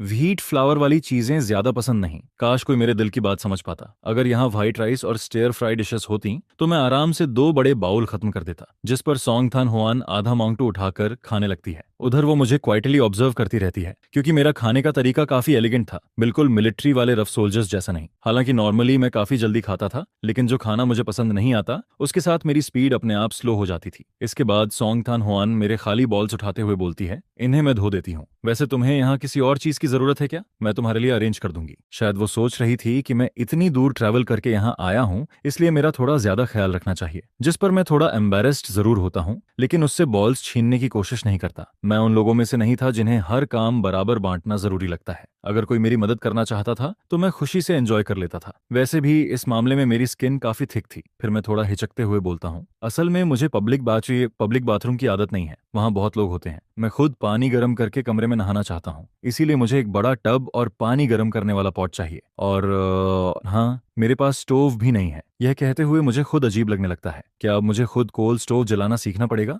कैपिटल सिटी में जब मैं अकेला रहता था तब वहाँ गैस स्टोव इस्तेमाल करता था, लेकिन यहाँ आकर देखा तो सब लोग कोल ब्रिकेट स्टोव इस्तेमाल करते थे। और सच कहूँ तो मुझे ऐसी चीजों को छूना तक पसंद नहीं था। सबसे बड़ी बात, मुझे यह चलाना आता भी नहीं था और सीखने का मन भी नहीं था। ये सुनते ही सोंगथान होआन बोलती है, मैं तुम्हारे लिए स्टोव अरेंज कर दूंगी। फिर वो हल्का सरप्राइज्ड होकर पूछती है, सच में कुछ लोग पब्लिक बाथरूम यूज करने के आदी नहीं होते? लेकिन उस समय मेरा मन पूरी तरह कैपिटल सिटी वाले अपने रेंटेड रूम में अटका हुआ था। कमरा छोटा जरूर था, लेकिन वहां हर सुविधा थी, यहाँ तक कि मुझे अपने कपड़े तक खुद नहीं धोने पड़ते थे। मैंने कैपिटल सिटी में काफी अच्छा पैसा कमाया था। खाने पीने और सेविंग्स के बाद बाकी सारे पैसे खुद पर खर्च कर देता था, जिस पर मुझे अपने पुराने आरामदायक दिन बहुत याद आने लगते हैं। और फिर अचानक मेरे दिमाग में ख्याल आता है, क्यों ना मैं जल्दी ही यहाँ से भाग जाऊं, घर जाकर आराम से लेटूंगा। मॉम डैड भी हमेशा कहते थे कि मुझे जिंदगी एंजॉय करना अच्छे से आता है। आखिर मेडिकल ग्रेजुएशन खत्म करने के बाद मैं बस थोड़ा आराम करना चाहता था। सच में अब और मेहनत करने का मन नहीं था। इसी बीच मैं अचानक पूछता हूँ, वैसे तुमने डिवोर्स रिपोर्ट सबमिट कर दी? जिस पर सोंगथान होआन जवाब देती है, आज सुबह ही सबमिट की है, शायद कुछ दिनों में रिजल्ट आ जाएगा। यह सुनते ही मेरा मूड अच्छा हो जाता है। ठीक है,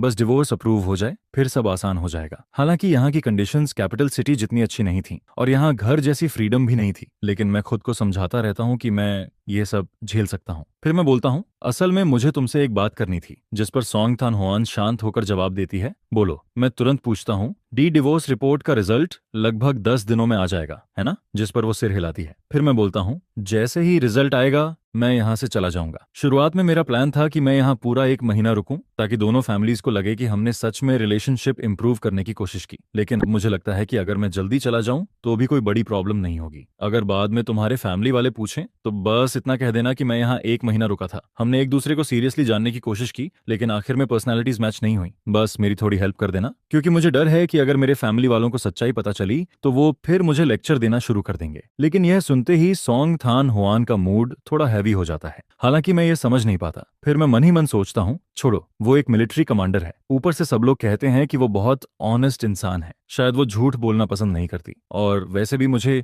किसी पर फोर्स नहीं करना चाहिए। पुरानी कहावत भी यही कहती है, ज्यादा दोस्त होना हमेशा अच्छा होता है। छोटी छोटी बातों पर अननेसेसरी कॉन्फ्लिक्ट नहीं करना चाहिए। जिस पर सोंगथान होआन धीरे से बोलती है, जैसे ही डिवोर्स अप्रूव होगा तुम जा सकते हो। अगर मेरे फैमिली वाले पूछेंगे तो मैं झूठ नहीं बोलूंगी। अगर कंपैटिबिलिटी नहीं है तो नहीं है, सिर्फ दिखावे के लिए 1 महीने तक रिलेशनशिप इंप्रूव करने की जरूरत नहीं। लेकिन उसके मन में एक अलग ही सवाल चल रहा था, कंपैटिबिलिटी नहीं है, आखिर कहाँ नहीं है? असल में सिर्फ डू थान ही यह सोच रहा था कि दोनों मैच नहीं करते, क्योंकि अभी तक उसकी नजर में डू थान में कोई बड़ी कमी नहीं थी। बस वो थोड़ा स्लोली खाता था और जरूरत से ज्यादा क्लीन और पिकी था। इसके अलावा सब कुछ नॉर्मल था, यहाँ तक कि अगर वो काम ना भी करे तो सॉन्ग थान होआन खुद सब संभाल सकती थी। लेकिन उसे बिल्कुल समझ नहीं आ रहा था कि सामने वाला आखिर सोच क्या रहा है। उधर मैं उसकी बात सुनने के बाद फिर से खुश हो जाता हूँ और तुरंत बोल पड़ता हूँ, हाँ मैं बिल्कुल, जब मैं जाऊंगा और अगर फैमिली वाले पूछें तो बस बोल देना कि हम कंपैटिबल नहीं थे, बड़े लोग भी हमें फोर्स नहीं कर पाएंगे। यह कहते ही मेरा मूड पूरी तरह अच्छा हो जाता है। आखिर बस कुछ दिन और, फिर मैं बॉर्डर एरिया से वापस जाकर आराम करूंगा और उसके बाद कैपिटल सिटी चला जाऊंगा। मेरा सनस्क्रीन और मेडिसिनल ऑयल पहले से ही बहुत बिक रहा था। बाद में अगर मैं नए प्रोडक्ट्स डेवलप करूं तो और भी ढेर सारा पैसा कमा सकता हूं।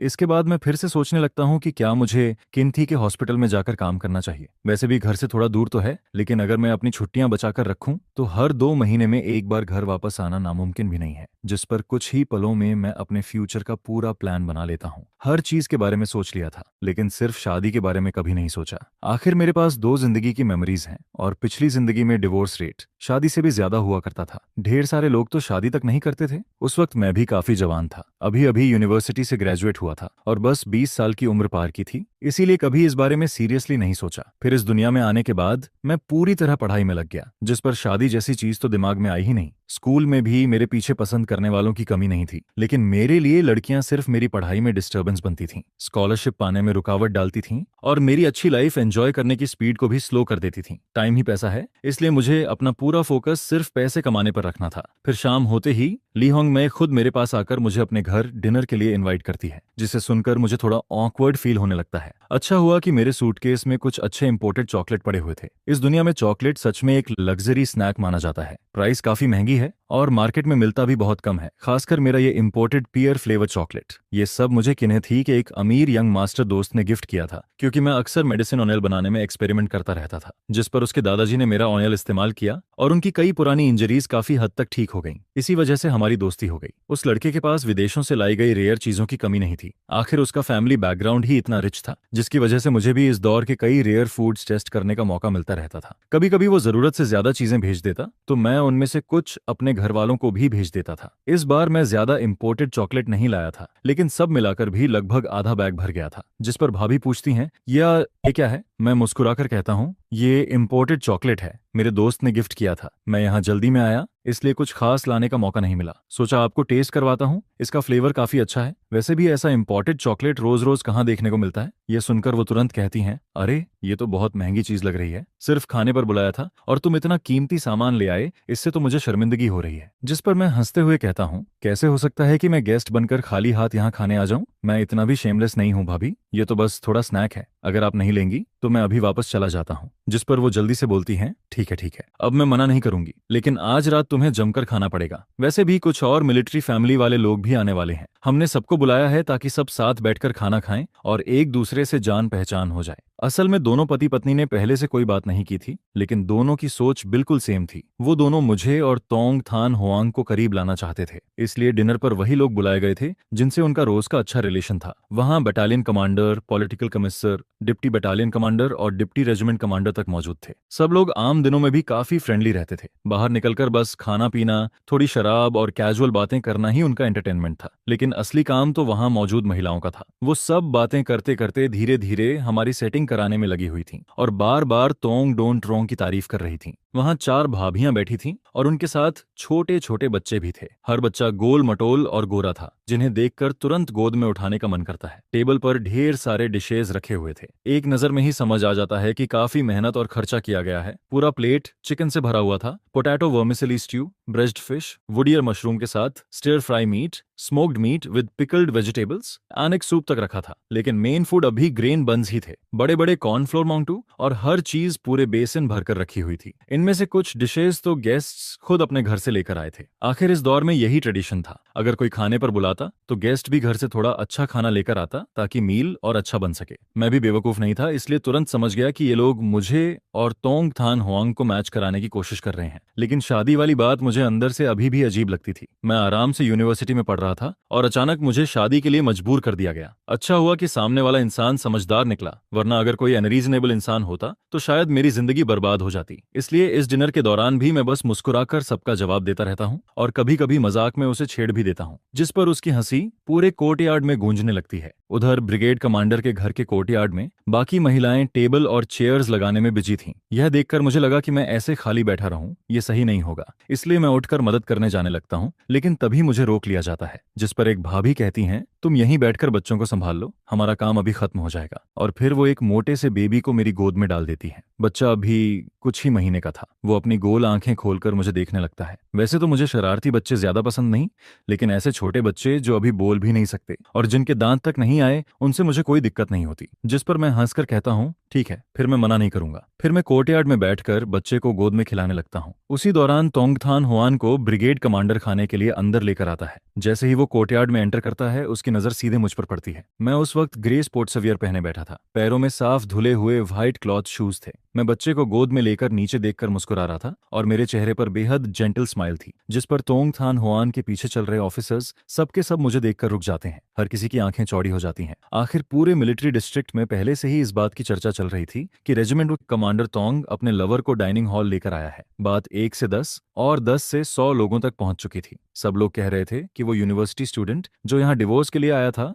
बेहद हैंडसम है। उसकी इतनी तारीफ की गई थी जैसे दुनिया में दूसरा कोई वैसा हो ही नहीं सकता। और आज जब उन्होंने मुझे अपनी आंखों से देखा तो सच में उनकी आंखें खुल गईं। इस सूखी और बेजान मिलिट्री कैंप वाली जगह में, जहां हर तरफ सिर्फ रफ और कठोर आदमी ही नजर आते थे, वहां अचानक इतना एलिगेंट और हैंडसम लड़का दिखाई दे जाए तो कोई कैसे नजर हटाता। जिस पर ब्रिगेड कमांडर हंसते हुए कहता है, अरे सब लोग आ गए, बिल्कुल सही टाइम पर खाना भी तैयार हो गया। मैंने तो अपनी सबसे कीमती शराब भी निकाल ली है, चलो जल्दी बैठो। फिर वो मेरी तरफ देखकर कहता है, आओ मैं सबसे इंट्रोड्यूस करवाता हूँ, ये हैं डूथान। जिस पर मैं बच्चे को गोद में लिए ऑकवर्ड स्माइल के साथ खड़ा हो जाता हूँ। तभी कोई मजाक में कहता है, नमस्ते जीजा जी। असल में अभी टेक्निकली ऐसा कहना गलत भी नहीं था। फिर मैं सबको देखकर कहता हूँ, सबको नमस्ते। जिस पर कोई और बोलता है, जो बाथटब, हॉट वाटर और स्टोव तुम्हें चाहिए था वो थोड़ी देर में भेज दिया जाएगा। मैं सिर हिलाकर कहता हूँ, ठीक है, धन्यवाद। इसके बाद एक भाभी मुझे गौर से देखकर कहती हैं, दूथन तुम्हारी स्किन सच में बहुत अच्छी है, इतनी गोरी और स्मूथ कैसे है? जिस पर मैं कैजुअली जवाब देता हूँ, शायद इसलिए क्योंकि मैं यूजुअली सनस्क्रीन क्रीम इस्तेमाल करता हूँ। हमारी बॉर्डर एरिया की हवा बहुत ड्राई है, आप लोगों को तो रोज धूप और बारिश में रहना पड़ता है। यह सुनकर वो तुरंत कहती हैं, अब समझ आया कि तुम्हारी स्किन बाकी लोगों से इतनी अलग क्यों लगती है, लेकिन वो सनस्क्रीन वाली चीज बहुत महंगी होगी ना? जिस पर मैं मुस्कुराकर कहता हूँ, नहीं, इतनी भी महंगी नहीं है। ये सब मैंने यूनिवर्सिटी में रहते हुए खुद एक्सपेरिमेंट करके बनाया था। थोड़ा मटेरियल खरीद कर खुद बना लिया, ज्यादा पैसे नहीं लगते। वैसे खाली समय में मैं मसाज ऑयल पर भी रिसर्च करता हूँ। चोट, सूजन या ब्रूज पर लगाने से काफी असर दिखता है। जिस पर मैं मुस्कुराकर कहता हूँ, जब मैं वापस घर जाऊंगा तब आप सबके लिए थोड़ा भेज दूंगा। इस बार इतनी जल्दी में निकला कि अपने साथ कुछ ला ही नहीं पाया। यह सुनकर एक भाभी तुरंत हाथ हिलाते हुए कहती हैं, अरे रहने दो, मैंने तो बस ऐसे ही पूछ लिया था। तुम खुद इतनी चीजें बनाते हो, उसमें भी काफी मेहनत लगती होगी। फिर दूसरी तरफ से आवाज आती है, वैसे ग्रेजुएशन के बाद तुम्हें एटा में जॉब मिली या नहीं? सुना है हमारे मिलिट्री हॉस्पिटल में अभी डॉक्टर्स की कमी चल रही है। अगर जरूरत हो तो मेरे हस्बैंड एक बात कर देंगे। असल में लिहोंग में अब मुझे यहीं रोकने का प्लान बनाने लगी थी। पहले इंसान को रोक लो, बाकी बातें बाद में देखी जाएंगी। जिस पर मैं आराम से जवाब देता हूँ, अभी इतनी जल्दी नहीं है, मैंने अभी अभी ग्रेजुएशन खत्म किया है। अगर जॉब करनी होगी तो यूनिवर्सिटी के टीचर्स खुद रिकमेंड कर देंगे। वैसे भी मैं 1-2 महीने आराम करना चाहता हूँ। इतने साल यूनिवर्सिटी में पढ़ते पढ़ते मेरा दिमाग सच में थक गया है। ये नॉर्मल टायर्डनेस वाली बात नहीं है। अगर स्कॉलरशिप की जरूरत नहीं होती तो मैं तो बस आराम से जिंदगी बिताना चाहता था। इसके बाद मैं हल्का हंसते हुए कहता हूँ, इन सालों में मैं उन क्लासमेट्स जैसा कभी नहीं बन पाया जिनके पास मेडिकल टैलेंट था। मुझे हमेशा दूसरों से 3-4 गुना ज्यादा मेहनत करनी पड़ती थी, तब जाकर मैं टॉप स्टूडेंट्स में खड़ा हो पाता था। सच में जान निकल जाती थी। जिस पर मुझे अपने टीचर्स याद आने लगते हैं। वो लोग हमेशा यही सोचते थे कि मैं मेडिसिन फील्ड को लेकर बहुत पैशनेट हूँ। हर बार मुझे देखकर उनकी आंखों में सेटिस्फैक्शन दिखाई देता था। लेकिन क्या मैं जाकर उन्हें ये कहता कि मैं सिर्फ पैसे के लिए पढ़ रहा हूँ, या इसलिए क्योंकि स्कॉलरशिप मिलने से आधी से ज्यादा फीस माफ हो जाती थी? इसी वजह से टीचर्स हमेशा मुझे मेहनती, डेडिकेटेड और रिस्पॉन्सिबल स्टूडेंट समझते रहे। उन्हें लगता था कि मैं फ्यूचर का प्रॉमिसिंग डॉक्टर हूँ। सच में कितना खूबसूरत मिसअंडरस्टैंडिंग था। यह सुनकर एक आदमी तुरंत बोलता है, ऐसे कैसे चलेगा? जॉब ढूंढने में सावधानी रखनी चाहिए। अच्छी पोजीशंस देर करोगे तो दूसरे लोग ले जाएंगे। हमारे मिलिट्री हॉस्पिटल में काम करना सबसे अच्छा रहेगा। बॉर्डर एरिया में एक्स्ट्रा अलाउंस भी मिलता है। लेकिन मेरी सोच इन लोगों जैसी नहीं थी। मुझे जॉब के लिए कोई जल्दी नहीं थी। आखिर अभी मेरे पास पैसों की कमी भी तो नहीं थी। सिर्फ मेरे बनाए सनस्क्रीन और मेडिसिनल ऑनेल ही बहुत तेजी से बिक रहे थे। गांव लौटने से पहले मैं एक बड़ा बैच बनाकर आया था और किन्हित ही वाले रिच यंग मास्टर दोस्त से बेचने के लिए कह दिया था। पिछले 4 सालों में मैं 10,000 युआन से ज्यादा बचा चुका था। इस दौर में 10,000 युआन कोई छोटी रकम नहीं थी। अभी ज्यादातर लोगों की सैलरी सिर्फ कुछ दर्जन युआन ही होती थी। तभी किसी ने मुझे चुप देखकर कहा, हमारे डॉन ट्रुंगतोंग बहुत अच्छे इंसान हैं, तुम दोनों अगर साथ रहोगे तो जिंदगी जरूर अच्छी चलेगी, और अगर तुम सीधे मिलिट्री हॉस्पिटल में काम करने लगो तो और भी बढ़िया रहेगा। जिस पर दूसरा आदमी पूछता है, तुम्हारे फैमिली वालों का तुम्हारी नौकरी को लेकर कोई ओपिनियन है? मैं शांत आवाज में जवाब देता हूँ, मेरे घर वालों को कोई दिक्कत नहीं है, मैं जो भी करूंगा वो हमेशा सपोर्ट करेंगे। मेरी माँ तो कहती है कि अभी जॉब शुरू होने से पहले थोड़ा आराम कर लूं, बाद में इतनी छुट्टियां कहाँ मिलेंगी। मेरी बात सुनते ही वहां बैठे लोग थोड़ा स्टन्ड रह जाते हैं। आखिर इस दौर में हर फैमिली की हालत आसान नहीं होती थी। घर में कोई यूनिवर्सिटी स्टूडेंट हो तो पूरा परिवार उस पर गर्व करता था, लेकिन ग्रेजुएशन के बाद सबसे जरूरी चीज स्टेबल जॉब मानी जाती थी, जिस पर सबके मन में यही सवाल आता है कि आखिर कैसी फैमिली होगी जो अपने बच्चे से कह रही है कि अभी थोड़ा आराम कर लो। फिर कुछ महिलाओं की नजरें बदलने लगती हैं। उन्हें अचानक समझ आने लगता है कि आखिर इस फैमिली ने इतना जेंटल और रिफाइंड लड़का कैसे पाला होगा। लेकिन उसी के साथ उनके मन में दूसरा ख्याल भी आने लगता है, अगर ऐसा लड़का बॉर्डर एरिया में लंबे समय तक रहा तो क्या ये उसके लिए तकलीफ नहीं होगी। मिलिट्री मैरिज आसान नहीं होती। फैमिली क्वार्टर्स में अक्सर पति या पत्नी को अकेले ही घर संभालना पड़ता है। कई बार तोंग डोन ट्रोंग 10-15 दिन मिशन पर रहती हैं और कभी कभी आधा साल या पूरा साल भी वापस नहीं आती। अगर भविष्य में बच्चे हुए तो क्या मेरे जैसा आदमी अकेले बच्चे संभाल पाएगा? ऊपर से जिंदगी की छोटी बड़ी परेशानियां अलग, जिस पर कुछ लोगों के चेहरे पर हेजिटेशन साफ दिखने लगता है। उन्हें लगने लगता है कि शायद मैं हार्डशिप झेलने वाला इंसान नहीं हूं। अगर जबरदस्ती हमारी शादी करवाने की कोशिश की गई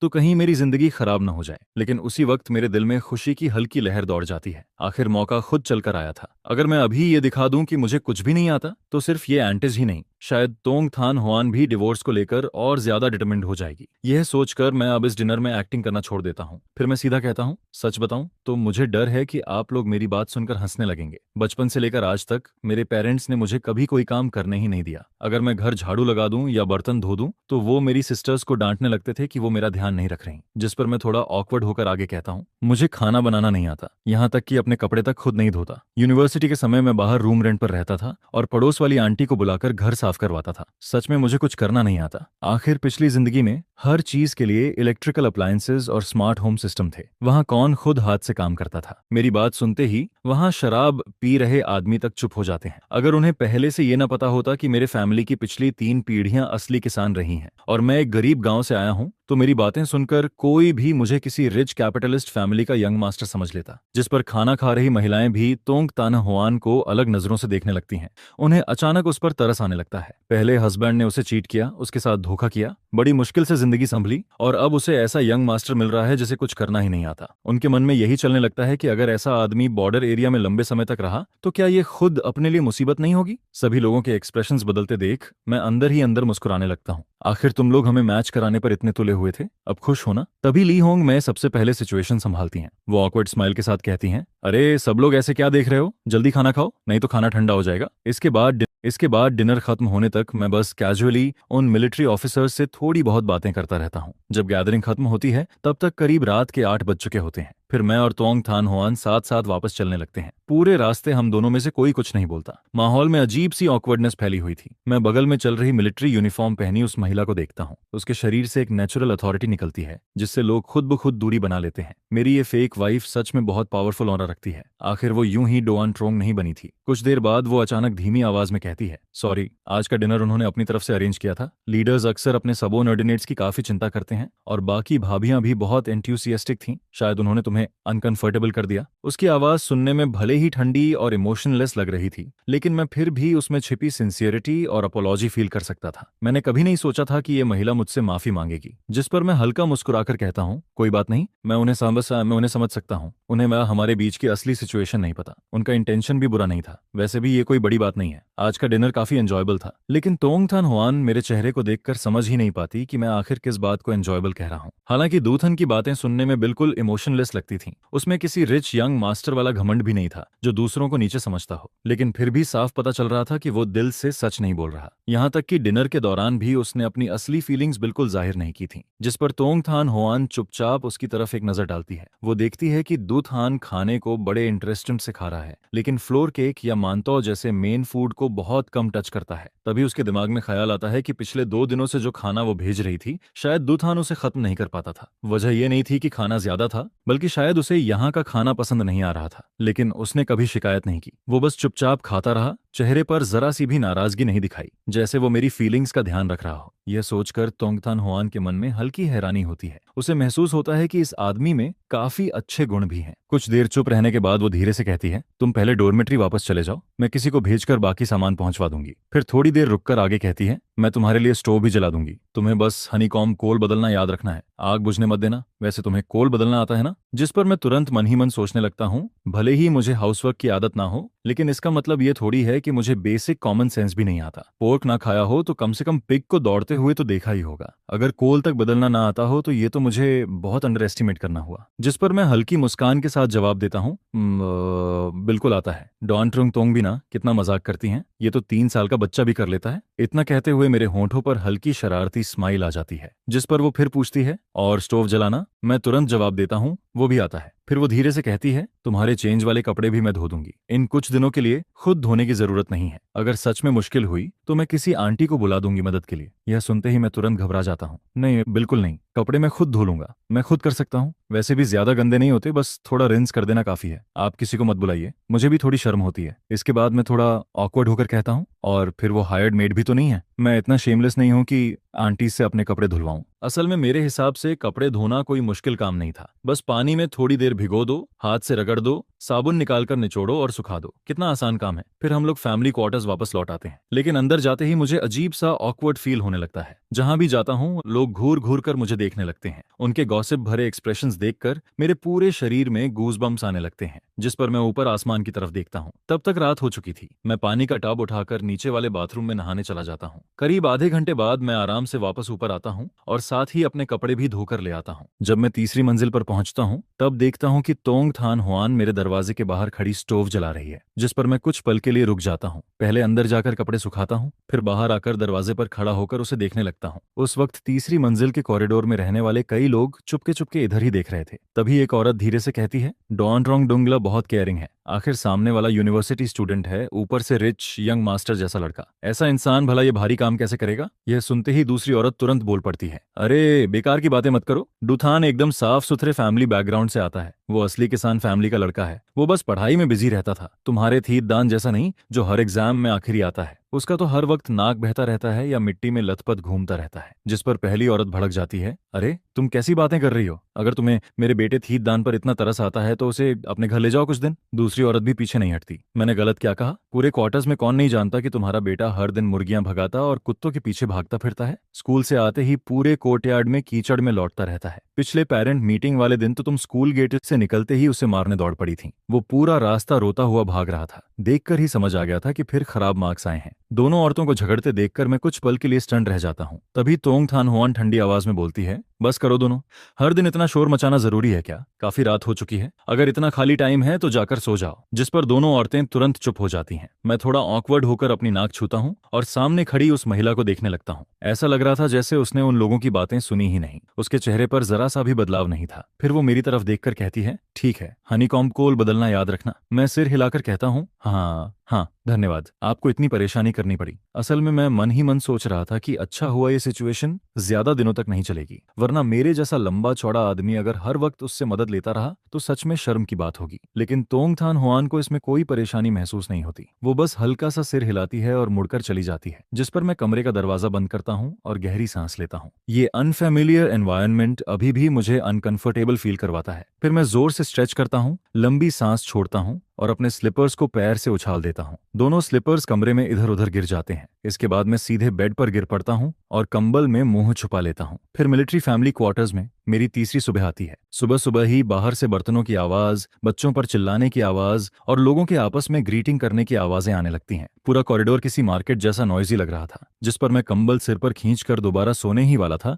कि तभी दरवाजे पर नॉक होने लगता है। मैं जम्हाई लेते हुए आधी बंद आंखों के साथ स्लीपर्स पहनकर दरवाजा खोलने जाता हूँ। दरवाजे के बाहर तोंगथान हुआन मिलिट्री यूनिफॉर्म में खड़ी थी और उसके हाथ में ब्रेकफास्ट था। मैं अपनी स्लीपी आंखें खोलने की कोशिश करता हूँ। मुंह से बस हल्की सी ओह निकलती है। इसके बाद मैं पलटकर सीधे अंदर कमरे में चला जाता हूँ। दरवाजा खुला का खुला रह जाता है और मैं बेड पर गिरते ही दोबारा गहरी नींद में सो जाता हूँ, जिस पर तोंग तान हुआन हाथ में लंच बॉक्स लिए दरवाजे पर कुछ पल के लिए खड़ी रह जाती है। उसे अचानक याद आता है कि कल भी जब वो यहाँ आई थी तब दुथान दोपहर तक सो रहा था। लगता है आज का ब्रेकफास्ट लाना बेकार गया, लेकिन चूंकि वो ऑलरेडी यहाँ तक लेकर आ चुकी थी इसलिए वो अंदर चली जाती है। जैसे ही वो कमरे में नजर डालती है उसकी आंखें हल्की फैल जाती हैं। फ्लोर पर रखा सूटकेस पूरी तरह खुला पड़ा था। अंदर कपड़े अस्त व्यस्त भरे हुए थे, साथ में कई बॉटल्स और जार्स भी रखे थे, पता नहीं किस चीज के। जिस पर उसके मन में पहला ख्याल आता है, क्या ये सच में सूटकेस है? कितना मैसी है। इसके बाद उसकी नजर फ्लोर पर पड़े स्लीपर्स पर जाती है। दोनों अलग अलग दिशाओं में फेंके हुए थे। वो धीरे से अंदर आती है, स्लीपर्स उठाकर बेड के पास नीटली रख देती है, जिस पर वो मन ही मन सोचती है, दूथन सच में बहुत केयरलेस है। दरवाजा तक बंद नहीं किया और सीधे सो गया। मैं अभी भी यहाँ खड़ी हूँ, फिर भी इसे फर्क नहीं पड़ रहा। सच में चिंता होती है। फिर वो धीमी आवाज में कहती है, ब्रेकफास्ट बाहर टेबल पर रख रही हूँ, उठने के बाद गर्म करके खा लेना, या फिर दोपहर में मैं लंच लेकर आ जाऊंगी। उसकी ठंडी लेकिन साफ आवाज पूरे शांत कमरे में गूंजती रहती है, लेकिन काफी देर तक कोई जवाब नहीं आता, जिस पर वो अपनी कनपटी दबाती है और धीरे से सांस छोड़ती है। छोड़ो भी, सोते हुए इंसान से क्या बहस करनी। असल में मैंने उसकी एक भी बात नहीं सुनी थी। इसके बाद वो ज्यादा देर रुके बिना बाहर निकलने लगती है। जाते जाते वो मेरे लिए हनीकॉम्ब कोल भी बदल देती है। उसी वक्त बाहर कॉरिडोर में सुबह सुबह गॉसिप फिर शुरू हो जाता है। एक औरत दूसरी से कहती है, मैं तुम्हें बता रही हूँ, आज सुबह जब मैं बच्चे को स्कूल छोड़ने जा रही थी तब मेरी उससे थोड़ी बात हुई। उस लड़के को देखकर लगता ही नहीं कि वो गांव से आया है। किनेथी में पढ़ाई करते वक्त उसके फैमिली ने उसके लिए अलग घर रेंट पर लिया था और उसके लिए नैनी तक रखी हुई थी। ये सुनते ही दूसरी औरत शॉक्ड होकर बोलती है, सच में? तभी तो उसकी स्किन इतनी स्मूथ और साफ है, बिल्कुल किसी रिच फैमिली के यंग मास्टर जैसा लगता है। जिस पर कॉरिडोर में खड़ी एक औरत हैरानी से कहती है, अरे उसकी स्किन तो बिल्कुल किसी यंग गर्ल जैसी है, ये तो पूरा कैपिटलिस्ट यंग मास्टर लगता है। फिर दूसरी औरत तुरंत बोल पड़ती है, अरे उसके घर वालों ने उसके लिए नैनी तक रखी हुई थी। आज के समय में नैनी रखना कितना महंगा होता है ये तुम जानती भी हो। इसके बाद गॉसिप और भी बढ़ने लगती है। सुना है उसे खाना बनाना तक नहीं आता, कपड़े धोना भी नहीं आता। उसके फैमिली वालों को बस यही डर लगा रहता है कि वो खुद अपना ध्यान नहीं रख पाएगा। ऊपर से घर में सिर्फ वही एक बेटा है, बड़ी मुश्किल से पैदा हुआ, फिर इतना पढ़ लिख भी गया। अगर तोंग थान होआन हर 10-15 दिन मिशन पर बाहर रहेगी तो घर लौटकर पैर रखने की भी जगह नहीं बचेगी। जिस पर दूसरी औरत धीरे से हंसते हुए कहती है, लेकिन लड़का बहुत हैंडसम है, बस उसे देखते रहो तो भी आंखों को आराम मिलता है। बस दिक्कत यही है कि उसे कोई काम नहीं आता। और फिर देखते ही देखते मेरे बारे में गॉसिप पूरे क्वार्टर्स में और तेजी से फैलने लगती है। हर किसी के वर्जन में नई नई बातें जुड़ती जा रही थीं। उधर इन सब बातों से बेखबर मैं अभी भी गहरी नींद में पड़ा हुआ था। जब मेरी आंख खुलती है तब तक सुबह के 11 बज चुके होते हैं। हमेशा की तरह मैं आलस में पानी का बेसिन उठाता हूँ, अपने टॉयलेटरीज लेकर बाहर वॉश एरिया की तरफ निकल जाता हूँ। रास्ते में कई लोग मुझे अजीब नजरों से देखते हैं। पहले से भी ज्यादा वियर्ड एक्सप्रेशंस थे उनके चेहरों पर, लेकिन मैं ज्यादा ध्यान नहीं देता। जो भी मुझे देखता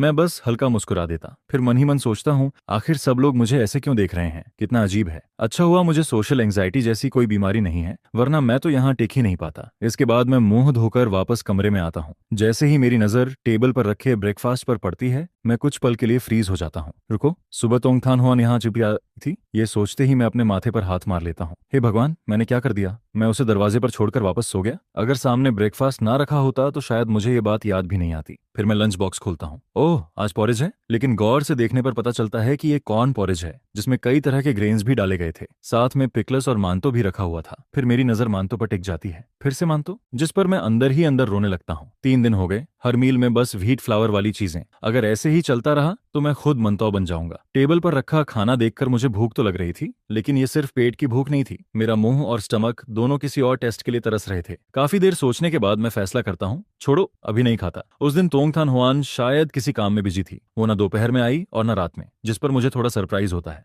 लेकिन फिर मैं खुद को समझाता हूँ, वो खाना लेकर आती थी, ये उसकी काइंडनेस थी। अगर नहीं आई तो उसमें भी कुछ गलत नहीं है। आखिर मैं यहाँ पिछले कई दिनों से फ्री में रह रहा हूँ, फ्री का खाना खा रहा हूँ, इतना ही काफी है। दोपहर में मैं सुबह वाला पॉरेज दोबारा गर्म करता हूँ। थोड़ा बहुत खाकर कमरे में खाली बैठा रह जाता हूँ। ना फोन था, ना टीवी, ना दोस्त और ना कोई किताब। मुझे कोई एंटरटेनमेंट ही नहीं मिल रहा था। हालांकि मुझे इस दुनिया में आए काफी समय हो चुका था और मैं धीरे धीरे एडजस्ट भी हो गया था, लेकिन इतनी बोरिंग जिंदगी फिर भी अनबियरेबल लगती थी, जिस पर मैं पूरे दिन कमरे में बैठकर लाइफ के बारे में सोचता रहता हूँ। एक कदम भी बाहर निकलने का मन नहीं करता। कभी बेड पर लेट जाता, कभी पानी पीता, कभी फिर से सो जाता। और फिर रात के करीब 12 बजे जब मैं आधी नींद में था, तभी बाहर से अचानक एक आदमी की जोरदार चिल्लाने की आवाज आती है। उसके साथ ही किसी औरत की गालियां भी गूंजने लगती हैं, जिस पर मैं तुरंत घबराकर उठ बैठता हूं। जाता हूँ। पहले तो मुझे लगता है कि शायद सपना देख रहा हूँ, लेकिन बाहर का शोर लगातार बढ़ता ही जा रहा था। मैं पूरी तरह जाग जाता हूँ और दरवाजा खोल देता हूँ। तीसरी मंजिल के कॉरिडोर में पहले से ही ढेर सारे लोग तमाशा देखने खड़े थे। हर किसी के चेहरे पर हेल्पलेस एक्सप्रेशन था। तभी एक आंटी मुझे देखते ही कहती है, अरे छोटे भाई, तुम्हारी भी नींद खुल गई? ये चू फैमिली वाले फिर शुरू हो गए। उसकी वाइफ लूजवान हुआ अभी कुछ दिन पहले ही गांव से यहाँ रहने आई है। उसका टेम्पर बहुत खराब है। हर दिन बटालियन लीडर छू से लड़ती रहती है। पता नहीं आज किस बात पर इतना बड़ा हंगामा हो गया। मैं आसपास नजर घुमाता हूँ। कोई इरिटेट होकर शिकायत कर रहा था कि आधी रात को भी चैन से सोने नहीं देते, तो कोई एक्साइटमेंट के साथ गॉसिप सुन रहा था। कुछ लोग तो कोने में खड़े धीरे धीरे कानाफूसी भी कर रहे थे। उसी दौरान मेरी उंगलियां पैजामा पॉकेट में पड़े सेफ्टी पंच को छूती हैं, जिन्हें मैंने दिन में यूं ही पॉकेट में डाल लिया था। तभी सामने लुजवान हुआ अपने दोनों रोते हुए बच्चों को दरवाजे के बाहर धक्का देती है और अंदर खड़े आदमी पर उंगली उठाकर चिल्लाने लगती है, चुकुओंग, तुम बेशर्म आदमी, आज साफ साफ बताओ वो औरत कौन थी? अगर नहीं बताया तो मैं अब भी बच्चों को लेकर गांव वापस चली जाऊंगी। जिस पर चुकुओंग परेशान होकर जवाब देता है, बे मैं तुम्हें समझा चुका हूं, मैं उसे जानता तक नहीं, वो बस रास्ता पूछ रही थी। लेकिन पता नहीं उसकी कौन सी बात ल्यूसन हुआ के गुस्से को और भड़का देती है। अचानक वो पागलों की तरह उस पर टूट पड़ती है।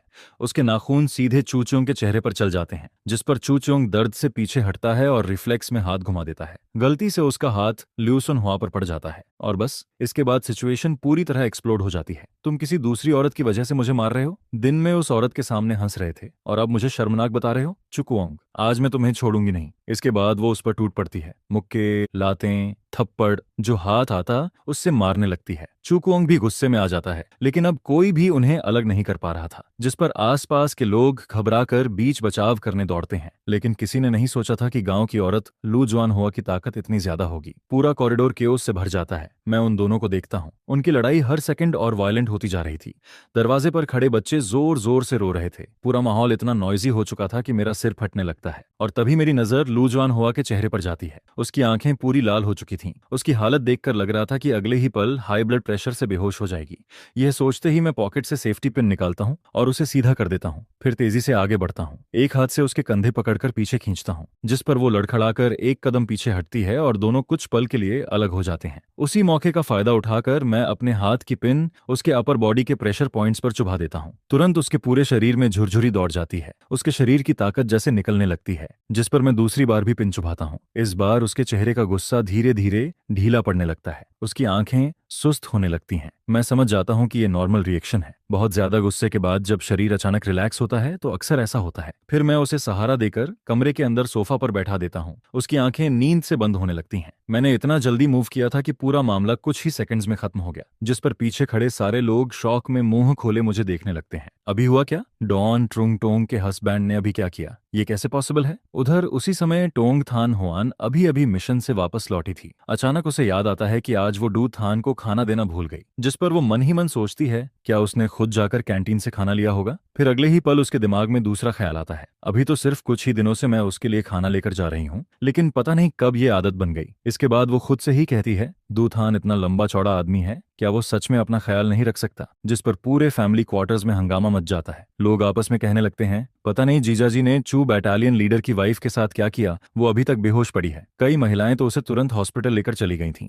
दोनों बच्चे लगातार रो रहे थे। उधर चू कुओंग को भी अपनी चोटों का इलाज करवाने हॉस्पिटल आना पड़ा। इस बार मामला इतना बढ़ गया था कि ब्रिगेड कमांडर तक डिस्टर्ब हो गया। यहाँ तक कि पॉलिटिकल कमिश्नर भी हॉस्पिटल पहुंच चुका था। आखिर चू फैमिली अपना घर का मामला खुद संभाल नहीं पाई, ऊपर से बाहरी लोगों को भी इसमें घसीट लिया। मिलिट्री हॉस्पिटल का छोटा सा मेडिकल रूम लोगों से भर चुका था। दोनों बच्चे चेयर पर बैठे नर्स के दिए गर्म पानी को धीरे धीरे पी रहे थे। उधर चू कुओंग एक तरफ बैठा नर्स को ट्रीटमेंट करने दे रहा था। उसके चेहरे और गर्दन पर नाखूनों के काफी निशान थे। जैसे ही डिसइंफेक्टेंट लगाया जाता, वो दर्द से चुपचाप अपनी मुट्ठियां भींच लेता। उधर लू जवान हुआ अभी भी बेड पर बेहोश पड़ी थी। जब चूचोंग देखता है कि इतने सारे लीडर्स और नेबर्स अभी तक वहीं खड़े हैं, तो वो सिर झुकाकर खड़ा रह जाता है। उसके मुंह से एक शब्द तक नहीं निकलता। उधर मैं वॉल के सहारे खड़ा था, दोनों हाथ पजामा की पॉकेट्स में डाले हुए। चेहरे पर हल्की सी केयरलेस स्माइल थी, लेकिन मेरी आंखें काफी गहरी और पढ़ पाना मुश्किल लग रही थीं। तभी किसी की आवाज आती है, डॉन ट्रुंगटोंग आ गई, जिस पर मैं पलट कर देखता हूँ। तोंग थान हुआन जल्दी जल्दी अंदर आती दिखाई देती है। उसके बाल अभी भी थोड़े गीले थे। साफ समझ आ रहा था कि वो अभी कुछ देर पहले ही नहा नहाकर निकली है। उसके पूरे शरीर से एक लेजी लेकिन बेहद अट्रैक्टिव ऑरा निकल रहा था, और इन सारी एंट्स के बीच खड़ी वो और भी ज्यादा खूबसूरत लग रही थी। जैसे ही उसकी नजर मुझ पर पड़ती है, वो तुरंत मेरी तरफ बढ़ती है। क्या हुआ? लेकिन अगले ही पल वो जल्दी से पूछती है, तुम्हें कहीं चोट तो नहीं लगी? मैं उसके चेहरे को देखता हूँ। उसकी आंखों में साफ चिंता और दर्द दिखाई दे रहा था। यह देखकर आसपास खड़े लोग शॉक में पड़ जाते हैं। एक आदमी तुरंत बोल पड़ता है, डॉन ट्रॉन्ग, आप क्या कह रही हैं? लू जॉन हुआ अभी भी बेड पर बेहोश पड़ी है, वो दिखाई नहीं दे रहा।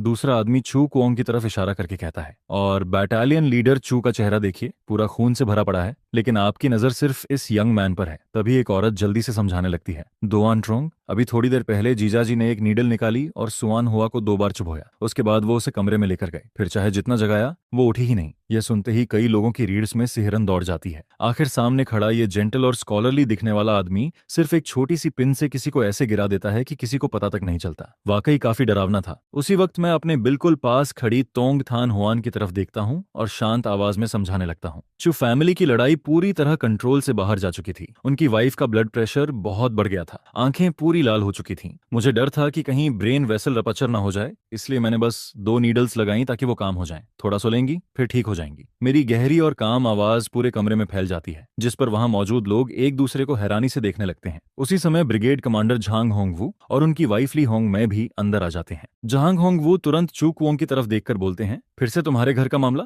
इस बार अब क्या हुआ? चू कुओंग बेबस चेहरे के साथ कहता है, मैं क्या करूं सर, वो हर बात पर शक करती रहती है। आज बस एक लड़की ने मुझसे रास्ता पूछा था, हमने कुल 2 बातें की होंगी, लेकिन उसने उसी बात पर हंगामा शुरू कर दिया कि मेरा अफेयर चल रहा है। जिस पर ली होंग मैं धीरे से समझाती हैं, शून हुआ इतनी दूर गांव से यहाँ तुम्हारे साथ रहने आई है, उसके लिए भी ये सब आसान नहीं है, तुम्हें थोड़ा पेशेंस रखना चाहिए। तभी डॉक्टर बेड की तरफ देखकर बोलता है, ब्रिगेड कमांडर, जैसा इस यंग मैन ने कहा था वैसा ही है। लू जॉन हुआ बस गहरी नींद में गई है, थोड़ी देर में उठ जाएगी। वैसे उसका ब्लड प्रेशर काफी हाई है, आगे से ध्यान रखना होगा कि वो ज्यादा इमोशनल ना हो। यह सुनते ही आसपास खड़े लोग फिर से शॉक्ड हो जाते हैं। सिर्फ 2 नीडल लगाकर किसी को सुला दिया, ऊपर से उसने सिर्फ देखकर ही हाई ब्लड प्रेशर तक पहचान लिया। ये तो बहुत अमेजिंग है। जिस पर सब लोग मुझे एडमिरेशन भरी नजरों से देखने लगते हैं और मैं बस हल्के से ठुड्डी ऊपर उठाकर खड़ा रहता हूँ। आखिर मजाक थोड़ी है। मैंने 3 साल की उम्र से ट्रेडिशनल चाइनीज मेडिसिन सीखी थी। ऐसे छोटे प्रेशर पॉइंट संभालना मेरे लिए तो बच्चों का खेल था। जब सबको समझ आ जाता है कि अब कोई खतरा नहीं है, तो धीरे धीरे लोग वापस जाने लगते हैं। तब तक रात के 2 बज चुके थे।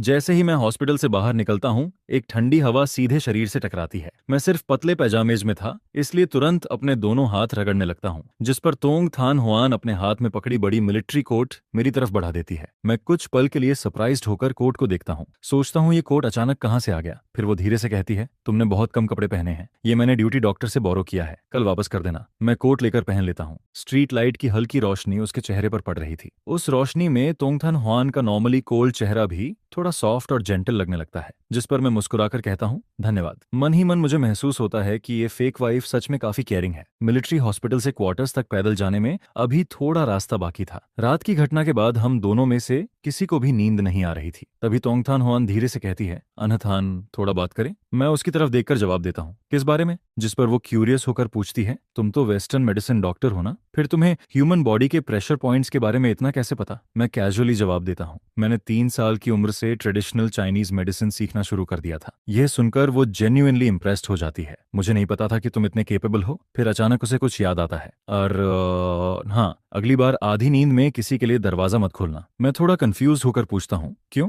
जिस पर वो तुरंत बोलती है, क्या पता बाहर कौन हो? मैं हंसते हुए जवाब देता हूँ, लेकिन ये मिलिट्री डिस्ट्रिक्ट है, यहाँ कोई बैड पर्सन थोड़ी होगा, और वैसे भी मुझे लगा सिर्फ तुम ही मुझे ढूंढने आती हो। चिंता मत करो, आगे से ऐसा नहीं करूंगा। फिर मैं थोड़ा एम्बेरेस्ड होकर कहता हूँ, असल में उस वक्त मैं पूरी तरह स्लीपी था, मुझे लगा जैसे अभी भी घर पर हूँ, इसलिए हैबिट में आकर दरवाजा खोल दिया। यह सुनकर तोंग थान हुआन धीरे से सिर हिलाती है। फिर अचानक वो पूछ बैठती है, अनथान, तुम्हें मैं कैसी लगती हूँ? उसका ये अचानक पूछा गया सवाल सुनकर मेरा दिल एक पल के लिए रुक सा जाता है। स्ट्रीट लाइट उसकी शैडो को लंबा खींच रही थी। उसके शार्प और कोल्ड चेहरे पर रात की हल्की रोशनी पड़ रही थी, जिससे वो और भी अलग लग रही थी। मैं थोड़ा सिर खुजलाकर जवाब देता हूँ, सच कहूँ, तुम बहुत अच्छी इंसान हो, ऑनेस्ट हो, केयरिंग हो, बहुत रिस्पॉन्सिबल हो। तुम एक बेहतरीन डोंट ट्रॉन्ग हो और एक अच्छी कॉमरेड भी। लेकिन बोलते ही मुझे पछतावा होने लगता है, मैंने आखिर कॉमरेड क्यों बोल दिया? आखिर अभी हम दोनों लीगली हस्बैंड वाइफ थे, भले ही ये शादी गलती से हुई हो। पूरे रास्ते में उसके बारे में सोचने लगता हूँ। उसने मेरे लिए रहने की जगह अरेंज की, कोर्ट दिया, स्टोव जलाया, हर दिन खाना लेकर आई,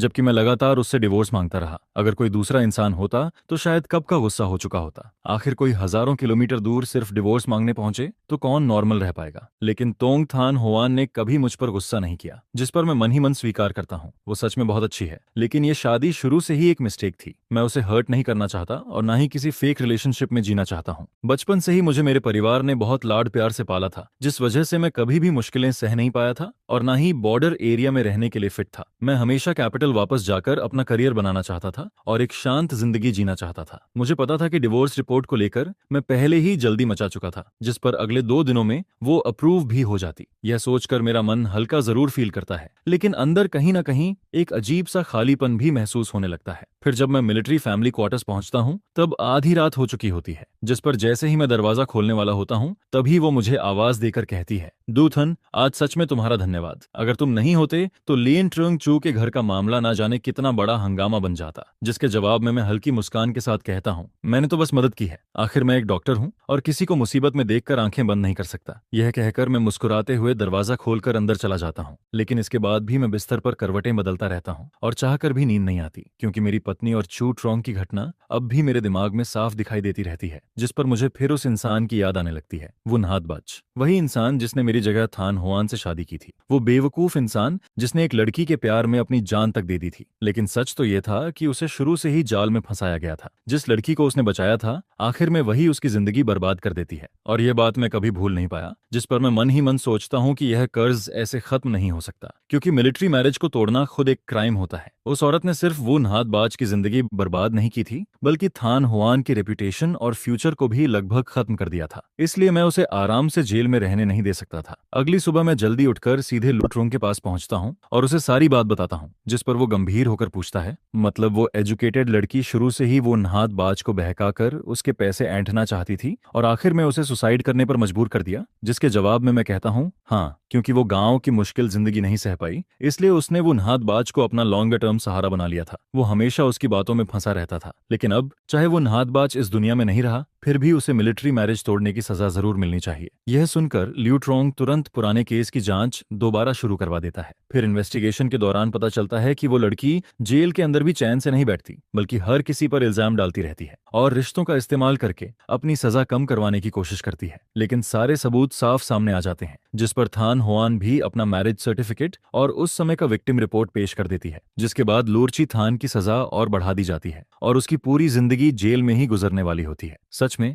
जैसा कर्म वैसा फल मिलता है। फिर यह खबर मिलिट्री फैमिली क्वार्टर्स तक पहुंचती है, जिसे सुनकर सभी लोग थान होआन के लिए राहत की सांस लेते हैं। यहाँ तक कि जो मिलिट्री वाइफ्स पहले मुझे ताने मारा करती थीं, अब उनका नजरिया भी बदलने लगता है। इसके बाद दोपहर में तोंग थान होआन मेरे सामने डिवोर्स पेपर्स रखती है और मेरे हाथ में पेन देते हुए कहती है, अप्रूवल आ चुका है, साइन कर दो। जिस पर मैं उस कागज पर लिखे डिवोर्स शब्द को काफी देर तक देखता रहता हूँ, क्योंकि यही तो वो चीज थी जो मैं हमेशा चाहता था। लेकिन जब ये पल सच में सामने आता है तब मैं चाहकर भी साइन नहीं कर पाता। फिर अचानक पिछले कुछ दिनों की सारी यादें मेरे दिमाग में आने लगती हैं। डेजर्ट के बीच पहली बार वो मेरी गार्ड डाउन करवाती है, फिर ट्रक में चुपचाप ड्राइव करती रहती है ताकि मैं आराम से सो सकूं। लेट नाइट में वो बिना कुछ बोले मेरा बचा हुआ खाना खा लेती है। वो मेरे लिए स्टोव जलाती है, मेरे स्लीपर्स उठाकर रखती है। उसने कभी भी मुझ पर अपनी इच्छा नहीं थोपी, बल्कि हमेशा मेरी सोच और आदतों की रिस्पेक्ट की। यहाँ तक कि मुझे नूडल्स पसंद नहीं है और पब्लिक बाथरूम यूज करना अच्छा नहीं लगता, ये सब बातें भी वो चुपचाप याद रखती है। जिस पर आखिर में मैं उसकी तरफ देखकर कहता हूँ, थान होआन, क्या हम डिवोर्स ना करें? यह सुनकर वो चौंक जाती है। तुम क्या कह रहे हो? जिसके जवाब में मैं धीरे से कहता हूँ, हम डिवोर्स नहीं करेंगे। पहले मैं सिर्फ अपनी आरामदायक जिंदगी के बारे में सोचता था और मुझे ये समझ ही नहीं आया कि मेरे पास कितनी अच्छी इंसान है। तुम सच में बहुत अच्छी हो और तुम्हें प्यार और सम्मान मिलना चाहिए। शायद यह गलत मैरिज सर्टिफिकेट कोई गलती नहीं था, बल्कि भगवान का दिया हुआ गिफ्ट था। फिर वो धीरे से कहती है, लेकिन तुम्हें तो मुश्किलें पसंद नहीं थी, तुम तो कैपिटल वापस जाना चाहते थे। यहाँ बॉर्डर एरिया में कुछ भी नहीं है और मैं भी अक्सर मिशंस पर चली जाती हूँ, कई महीनों तक वापस नहीं आ पाती। जिस पर मैं उसकी आंखों में देखकर कहता हूँ, मैं सीख सकता हूँ। मैं खाना बनाना सीखूंगा, कपड़े धोना सीखूंगा, कोयल स्टोव बदलना भी सीख लूंगा। मैं मिलिट्री हॉस्पिटल में डॉक्टर बनकर ज्यादा लोगों की मदद करूंगा और जब तुम मिशन से वापस आओगी तब मैं तुम्हारे लिए सूप बनाऊंगा। चाहे कितनी भी मुश्किलें आए मैं सब सह लूंगा, बस मेरे पास तुम रहो। यह सुनकर आसपास खड़े लोग भी इकट्ठा होकर हमें देखने लगते हैं। जिस पर एक आंटी हंसते हुए कहती है, मुझे पहले से पता था कि तुम समझदार इंसान हो। मैंने कहा था ना, तुम दोनों की जोड़ी ऊपर वाले ने बनाई है। इसके बाद मैं डिवोर्स पेपर्स पर साइन नहीं करता, बल्कि तोंग थन होआन का हाथ मजबूती से पकड़ लेता हूँ और सबकी तालियों के बीच बीच कहता हूँ, चलो